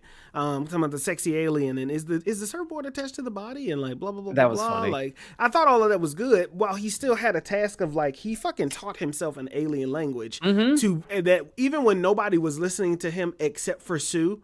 Yep. He went out there and had a contingency plan essentially of like. He convinced the Silver Surfer to motherfucking sacrifice herself and fight back against Galactus. You know what I mean? Yes. So I like what they did with Johnny. I liked his powers. I also liked that this movie was not about power scaling everybody. No, like, it showed their abilities. No, thank God. This movie goes to die when it does that. Yep, like if this had been like, well, how much can the Thing actually lift? Yeah, like that. Fuck that. I would have hated that. Yeah, I did like one of the things that I did like to show the push of powers was Johnny at the beginning absorbed all the fire from the building. That was really cool. I was like, that's a great use of powers. When Galactus stretches Reed so much that he rips his fucking suit that is supposed to stretch with his body, I was like, wow, that's a stretching. That's it. And what a great way to show that you're at the limits of Reed, like you're at the limits of his stretch. If you sure are, you know what I mean? Like what better way to show that by having the clothes rip? I mean, that's a great way to like cut your CGI edit, like designers and artists some slack that they didn't have to like CGI some blood coming out weird. Because how the fuck would you even do that? Right. Like, I'm mad that they didn't make a giant rubber fist. For Yeah. some reason. I was like, punch Galactus, make a fist. It felt like I don't know. It felt like Reed Richards was like the Donatello of the Fantastic Four a little bit. Sure. Like you had like I'm the flame guy, and then it was like I'm Sue Storm. Like I can use my powers to lift or make people invisible. And then you had the things like I'm rocks. Like I can destroy anything. And then here's Mr. Fantastic. Like I can stretch my hands. Wow, Johnny and Silver Surfer should have did it. Listen, that's for confirmed. a different. That's 100%. Nikki, yeah. I'm with you. Like in a movie where we already had a baby, I was already like, give us another baby. Let's now Keith. Like I would have been okay with that. Marvel has a deficit in the romance area of these They movies. do have a deficit. That's one of the things I'm concerned about moving forward is I hope that they can maintain the healthy balance in Reed and Sue's relationship and not go to tear them apart. Because how is Reed depicted in Doomsday? He's supposed to be leading the Fantastic Four as a rumor. You know what I mean? So, like, how does that work? Yeah. Okay, hang on. I'm going to give us, as sheriff, I'm going to just give us one more exit before we start talking about MCU at large. Is there anything else we want to talk about specifically to Fantastic Four first steps that maybe we didn't feel like we covered? I feel like we covered most things in this movie. I covered the thing. I thought the beard thing was weird to have in there, but I like to know how the Thing shaves his beard. I like that. That was cool. I liked it. I would have liked a little bit more of. No, it's fine. No, I want to know. Now I want to know. I'm okay. It's just more to that, like when the world all came together to build the First of all, the idea to teleport the Earth. We're just gonna push the Earth. That is some comic book shit 101. That is awesome. Well, and way to like bury the lead and get everybody excited because when they said like, "Oh, I'm gonna teleport the Earth," I checked my watch and I was like, "Well, certainly that can't be it because right, we got a lot left." Well, not only because like that can't be the end of the movie, but like my immediate brain went to, so that's how incursions work. He sends himself to another planet. Yeah, he teleports it, and he comes in on top of another Earth. Like I was like, oh fuck, like so that's how. Doug, that's creative. I was like, oh, so that's where that problem goes way off the rails. But that's why I was like, no, we can't do that. They still have a lot of resolution left. So I appreciate that they introduced the idea, and then they still had to go to Plan B. So. I'm responding really quick to that. I thought they were gonna jump into another multiverse. So that's what I was waiting for. So like incursion / oops, we're in 616. And then I do want to give a shout out to Nikki. She made a comment about how a lot of stuff with the Silver Surfer looked good. I want to say, Johnny's reflection was shown in Silver Surfer's face. Yeah, that was incredible, phenomenal, by the way. And the lava chase. With Silver Surfer might be some of the most artistic stuff surfing in that motherfucker. Way to make a surfer. Like, way to be like, that's not just something they ride on or a name. Like, she surfs twice. Like, she surfs while chasing them around the black hole and then also on lava. So, kudos to that. Like, hey, what a revolutionary idea. Like, I want to be in the pitch meeting was like, well, I mean, she could surf. And they're like, fuck, Rick, crushing it. So, you need a promotion. Also, all you motherfuckers out there that was like Shalabal, they gender swamped the Silver Surfer. Oh my gosh. And why did you're trying to be too woke? Why did they gender swamp the Silver Surfer? Shut the fuck up. Okay? Yeah. Shut the fuck up, read an actual comic book, read a book. Because this character exists. This is also not the same fucking universe. Right. Like, can you stop? I loved the honor to Jack Kirby by doing it was on Earth 868, 828? 828, which was 828. Which was part of his birthday. But like y'all just get Nikki, like the incel MCU fans and people that are casual fans, like I've been watching podcasts and they're like, I'm so fucking done with the MCU. They swapped out the Silver Surfer dog for a woman. Shut the fuck up and read a comic book. Like if you're gonna be a fan, then be a fan, but don't be a halfway fan. And if you don't know, just say I don't know. You ain't gotta do this whole like gender war shit every fucking time. Watch it or don't.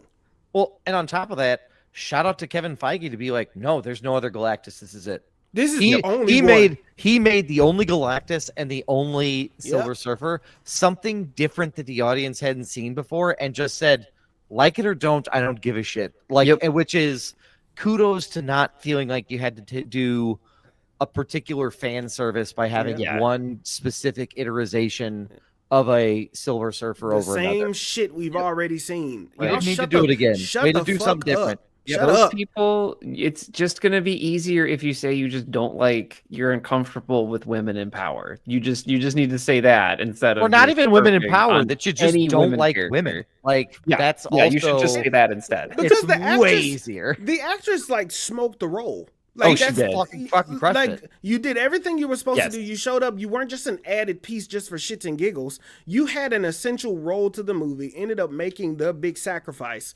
I just think that y'all either need to give it a chance or shut the fuck up. Like, y'all just keep trying to, y'all, I don't know, man. Y'all get on my fucking nerves. I'll tell you that. I will say this, and it's not to contradict anything you said. Watch it. I was gonna say, it does feel like the scene where they shot like live action Shalabal. It does feel like they went, oh fuck, we cut John Malkovich. We need like 5 minutes. Because her hairline before she gets the suit, before she gets started to the Silver Surfer, is like, oh honey, that's fucking wig. Like that is a straight up wig. Flashbacks. The flashback. I was like, that does feel like that was a. Well, she's an alien. We gotta do a reshoot. Oh no, I didn't think that at all. I took that as that was just an alien in the flashback, not meant to look human. Like, you know what I mean?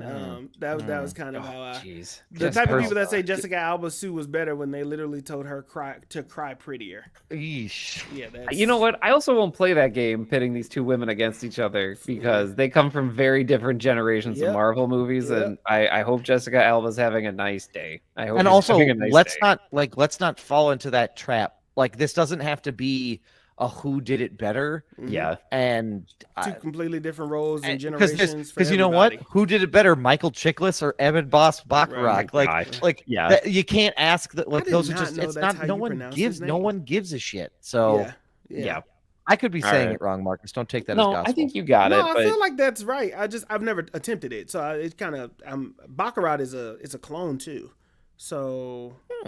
That's what it makes me think of. Yeah. Okay. All right. Well, let's talk about these post-credit scenes and the larger MCU implications here, because Can we talk a little bit about Thunderbolt's post-credit scene first, or would you like? Yeah, to it all fits. I mean, we can recap that. And I'm only saying that because so in Thunderbolt's post-credit scene, what we see is the new Avengers they get this video footage of a Fantastic Four ship coming into the stratosphere, entering into space.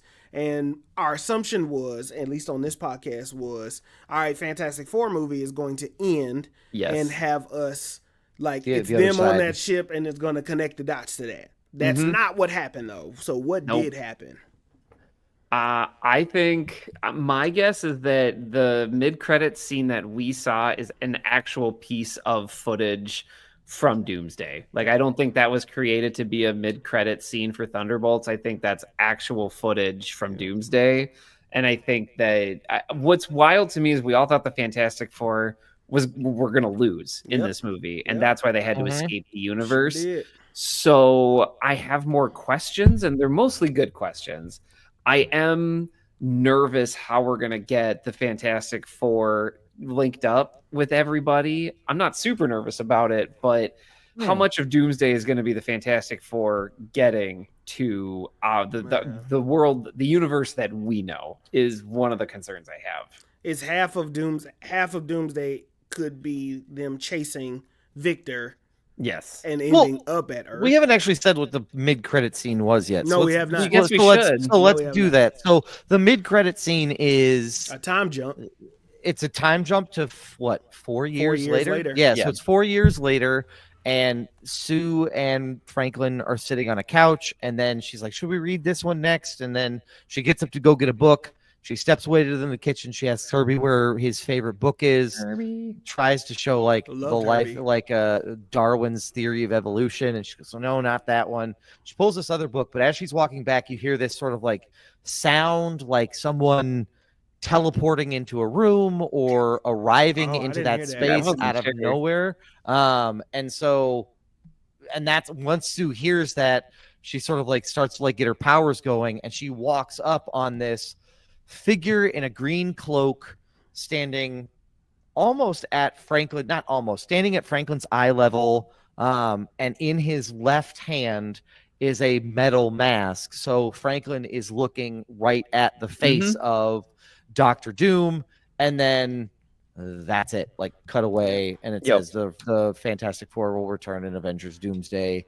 And so that's the mid-credit scene that we're referring to. I'm gonna slide this in here because it's not important. The second mid-credit scene is the cartoon version of the Fantastic Four and the theme song. That pissed me the fuck off. Like that pissed me It off. was cool but unnecessary. Look, Make that the mid roll and now. then make the other one the end. I would have done it the other way, but yeah, I would have done it the other way too. But after Spider-Man: Homecoming, when the last credit scene was just Cap sitting talking to you on the back of a chair, being like, "It's disappointing, isn't it?" I was like, "Oh, so that's what we're doing now." Okay, all right, I see you, Chris Evans. I'm wondering if they're trying to get us out of a habit of waiting till the end and switching it to a mid-credits roll. But I think they want to build hype. I think I don't know. I don't think they want us to stop staying, but I definitely think they don't want us to like expect a ton of meta narrative all the time. Yeah. Which well, if I you have think feelings about it, if you think about it, there's no incentive anymore for anyone to stay to the second one, because most of the time that discussion goes online. So I think if I'm Marvel, I'm going like, yeah, just let people leave. Like otherwise they're gonna blame us for having to stay to the end and then not feeling like there's a payout. Like, you know what I mean? Like it just at some point in time they're like, this is gonna come back and hurt us. But I digress. Back to what you're fine. So I mean we got Doom on screen. Now I looked up an article from IGN and because I was like, was that actually Robert Downey Jr.? And according to Vanessa Kirby, that was actually Robert Downey Jr., which I think is hilarious because you don't see his face. So they said you can see it in the mask, but you got to zoom in. Oh my gosh, that's ridiculous. Thanks. I'll do that when it comes to Disney Plus. Fuck that's unreal. I mean, I also didn't give a shit if it was like if it was a body double, I don't care. Like. Yeah, there's no part of me that's like, he got paid how much and he didn't do that after credit scene. Right. God damn it! Like, there's no, I don't care. Okay. Well, we lost Marcus. He was so excited that he decided to leave the chat. But what I'm gonna pick up here, my internet. Yeah. I think he's joining again. We're gonna bring it He back. got blipped out of existence. Yeah, we brought you back with the snap. Somebody from Marvel didn't like me saying whatever the fuck I was about to say. I don't know what the fuck going on. Valid crash out from Marcus. Listen, I feel like I'm gonna say this. I would have liked to see him turn around at least.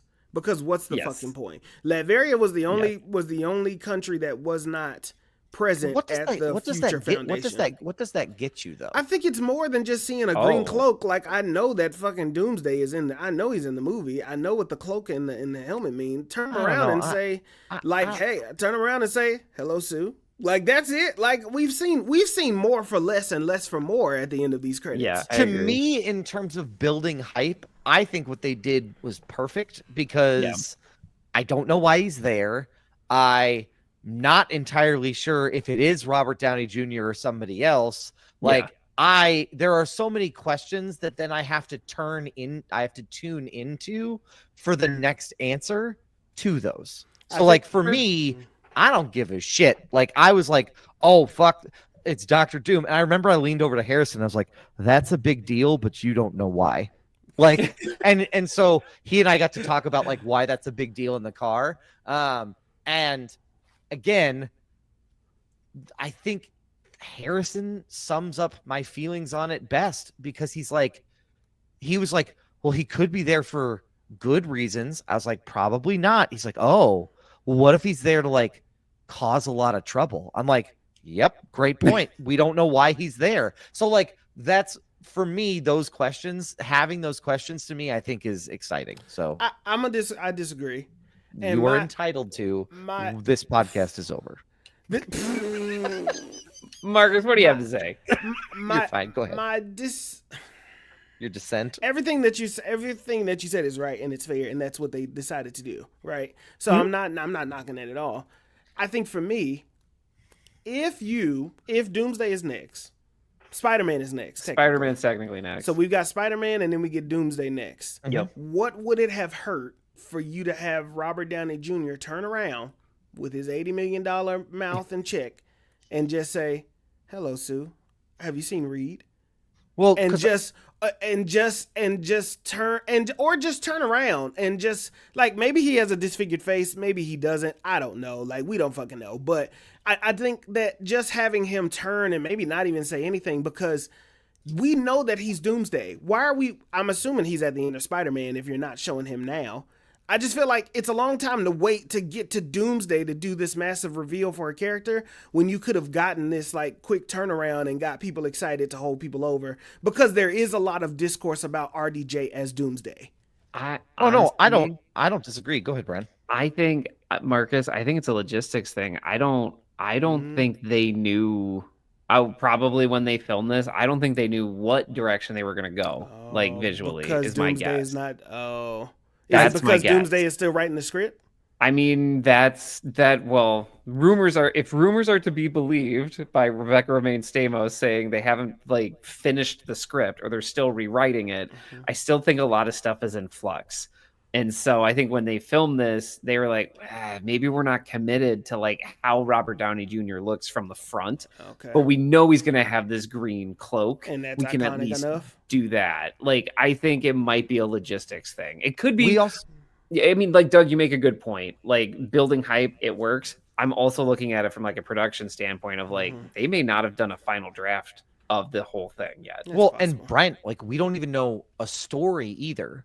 No, Like we are making connections that that Victor Von Doom and Reed Richards know each other, but we don't know if Right. that's the direction they're That's going fair. for this.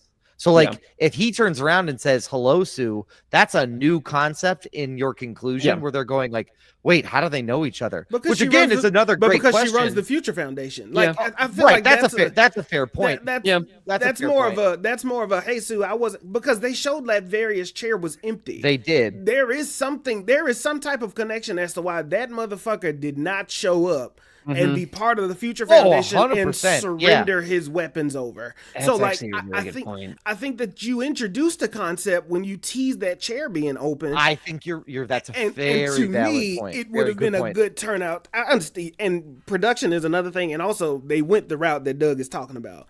Yeah. So for me, as Marcus, I was like, you introduced Latveria very quickly, and then you actually introduced Doom. I almost would have preferred you to do the Latveria thing and not introduce Doom at the end, because then that says he's not there, he don't fuck with y'all. That made it more ambiguous. I would have loved a different, like, I think Marcus, to that point, I would have loved some type of like post credit where they're actually talking about Latveria and naming Victor Von Doom directly. Yes. Like I would much rather have preferred like, what's the next thing on the docket there, Sue? Well, Reed, there's a crisis in Latveria again, and Victor missed the meeting again. Right. Like, yeah. You know what I mean? Oh, like, fuck. I would have loved just that. Something, Yeah. even Doom, maybe he doesn't turn around, but him saying, I heard I missed the meeting in Robert Downey Jr.'s voice, because they did the same thing with Blade with that fucking sword. They did. In the They thing. did that. They did. Like, they I did. just wanted more because I feel like we're hyping up RDJ as Doomsday. Fuck, he's teasing West Coast Avengers and all these comic books on his socials and all these things that he's reading. Let him turn around a little bit and let us get a little glimpse or get a voice or something. I mean, You it know what does. I'm I getting mean, blue we all. balls just thinking about it. I mean, all of us know the number. Like we know what he's being paid. Right. Like I don't know. I'm down with y'all. I don't I'm with disagree you. with you, Like, though. Yeah. I'm down with y'all. It just, to me, I was like, okay, we got that. That was cool to see the cloak. It was cool to see the helmet in hand. It was cool to have that quick, brief interaction. It's a teaser. That's what it's supposed to be. I think I'm more pissed off that scene wasn't more because of the second scene. That's it. That's really, I think, what it is. I also it's think entirely reasonable.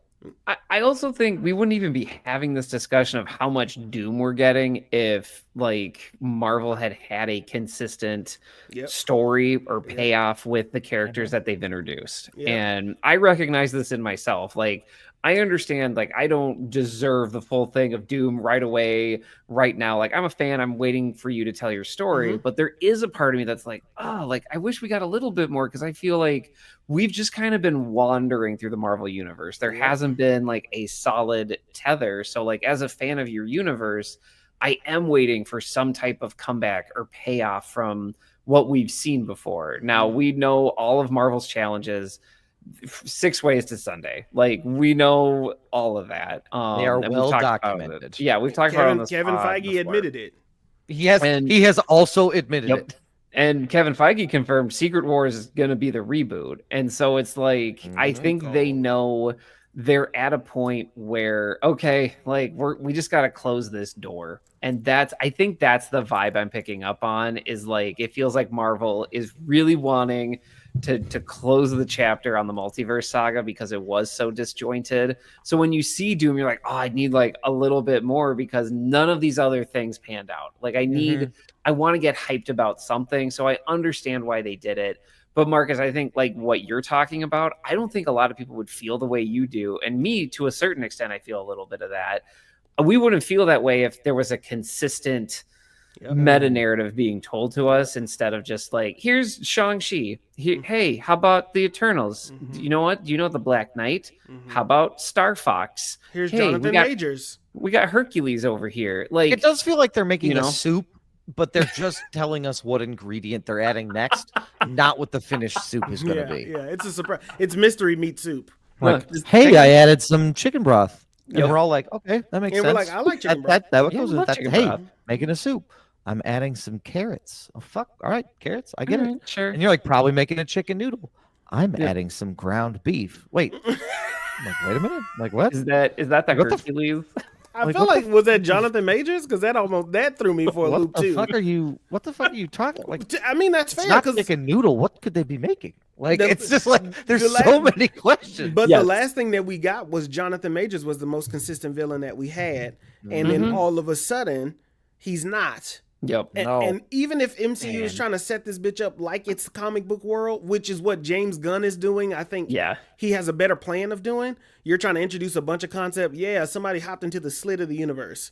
All right, cool. We may never see that person again. We don't fucking know. That is it. It is them definitely waving a white flag when they were doing these interviews for Fantastic Four. I definitely got the vibe from Kevin Feige that was like, "Look, y'all got us. You got us. You know what? We're gonna reboot." That's my bad, y'all. My fault. I don't want to shortchange Kevin James's vision.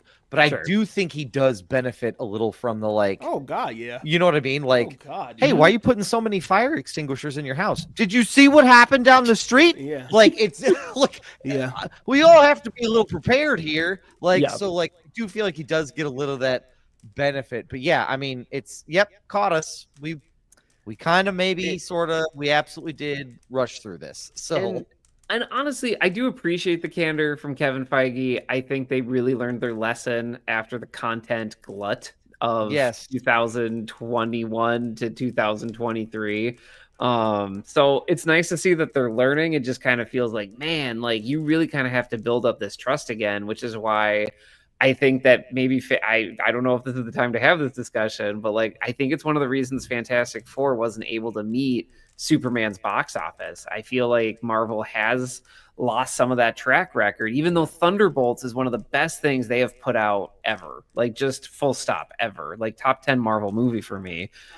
Even with that, they still weren't able to get all that goodwill back. So I'm really curious how the legs on Fantastic Four does, because I do feel like there's some good word of mouth being like, no, it's actually good. But again, like this should be an easy layup for Marvel. Like a Fantastic Four story, this should be pretty easy. So that's why it will be interesting to see what happens in second run. Because that second run's gonna be crazy. I think second run will be very, very interesting there. Because I do think that there's going to be that word of mouth is going to carry. I do though, Brian, to your point, I mean, like a unifying movie that gets everybody feeling really good about hope and where they are in the world, or it's another MCU installment that helps us drive the story forward. Yes. Right. It does feel like which one do you want to read? Do you want to read the whole book or do you want to read a chapter? Yeah, pretty And much.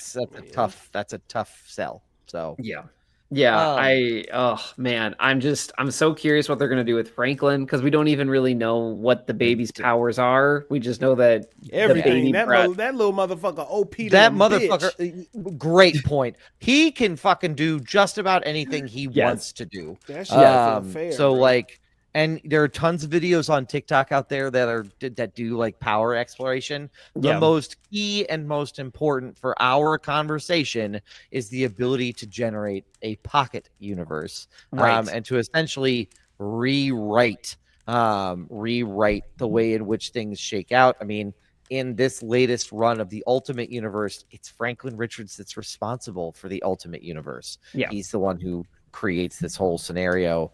I mean, if I'm a betting man, it is Monday, July 28th at 10:22. My bet is that this is more than likely the reset at the end of Secret Wars. Is happens, Franklin? Is Franklin. Oh, Damn. That's all right. Yeah, let's call it. Doom gonna take that baby. I thought it was I thought Doom was Doom gonna is be mad taking at the Reed. baby. Doom's gonna try to take that baby. He gonna try to take Franklin and say, That's you don't know what you fucking possess. Your son is the greatest fucking human being, Yep. and I'm gonna teach him how to rule the fucking world.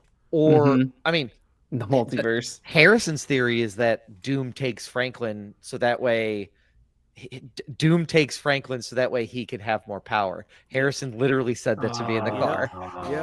Yep. He Harrison goes, nailed it. and I was like, fuck. I was like, Harrison He's got nailed it. it. Like, Get him on the yep, pod. got it. He's gonna inherit this pod. Get it. Look, Yeah. Kids read so many books. He just is like, no, this makes sense for the Yeah. His story. media Like, literacy is through the fucking roof. love that. You're Um, doing it right, Doug. well, and then I showed him Secret Wars, and I read him like a little bit of that, and he's like, oh wow, okay, yeah, like so. But yeah, I mean that's my guess is that he takes Franklin Richards in an effort to create this universe for himself. Marcus left again. Okay. To create this dimension for himself in Batter World where he can live as a god. Yeah. And yeah, that's what I would anticipate. Why StreamYard? What y'all Yeah, doing, brother? StreamYard keeps kicking you. Why you I don't keep know, kicking man. me out, bro? Like, It's y'all not just pissing me. off, man. StreamYard's mad at all of us. Pissing So me off, it's probably dog. our cue to like wrap it up. Yeah, I guess we should wrap it up. I do want to bring Wanda back. I see you, Nikki. If she comes back in Secret Wars, I'm gonna lose it. So, but yeah. I did as we wrap up. I'll say this. I enjoyed this movie. Go see it. I did too. Yep, I it's pretty think good. that this is the beginning of phase. This is the beginning of Phase 6. This is There the are only beginning of Phase 4 6. movies. Sixers. There's only 4 movies in Phase 6. Only 4 movies in Phase 6. I think you should go watch it, and you should support your local theater. In the process, Vermilion Theater is getting it this week. I might go try and see it again this weekend, just because I wasn't able to catch Superman again. But I think you'll enjoy it. Watch it, enjoy it for the individual Fantastic Four movie it is. Those other iterations will still exist in your digital box. So like you don't have to go in carrying that baggage with you. Leave it on Disney Plus and come revisit it after you see this movie. Give it a fair chance, and then if you still don't like it, like that's up to you. But like give it a fair chance. I think the story is full. The attention to detail is there, and I like the direction that they're going. Well, and I will say that I definitely felt this one. You know how Marcus, you said you felt like you couldn't connect with it because you felt like you had your like Superman because you had your like critique lens on. Yeah. I felt that hard in this movie. Like I just this one I was like waiting for them to fuck everything up. So like I was like, when's it gonna happen? And so I feel that for sure. So, gentlemen, what do y'all have to plug? I promised to play this song, so if y'all would like to hear it, we can. I know it's running late though. Fucking play it, man. It's Yeah. our pod. It's our pod. Play it. Can somebody switch it to the brand, the MJD brand? For some reason, it's not letting Sure. me click. This thing is pissing me off. I don't know what the fuck is going on. There we go. Oh, yeah, stream. No problem, Bob. Fucking around. While we get that set up, I'm going to tell you to go over to thelovenerds.com. That my wife runs that website. It is a lifestyle website. You can go check out everything she has there at thelovenerds.com. You dig me? While Marcus brings that up, I would like to plug this podcast. Hey, if you enjoy our conversation about Fantastic Four, head over to patreon.com/films in black and white. Consider signing up for one of our Patreon tiers there. Help support the podcast, help us support making this. But really, the best thing that you can do to help support us is to recommend us to a friend or a family member. That's the best way you share any independent podcast that you might listen to. So certainly recommend that you do those things. So Marcus, take it away. All right. I'm assuming Roman, I'm assuming you're talking about I Rise from the last one and not Tahitian Treat. So I wrote this song called I Rise, going through a lot with family at the time. And so I really wrote this song for post me getting through that situation. Wrote this song for my mom. And so this will be on Big Texas. We talked about Big Texas being the soundtrack. And so this is like when the credits roll on Big Texas. I tease this on the pop-up pod. It. So this is called I Rise. Wishing wells full of stories. Shooting stars but full of dreams that fall apart 'cause they've seen lives have lived happily.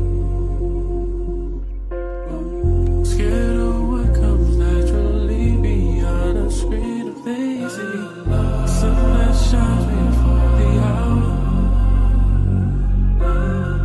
Heard the song they sing inside the trees, the breath of the fire. From the heart beneath the moon. Lost a while inside a dream. Sometimes the noise above us.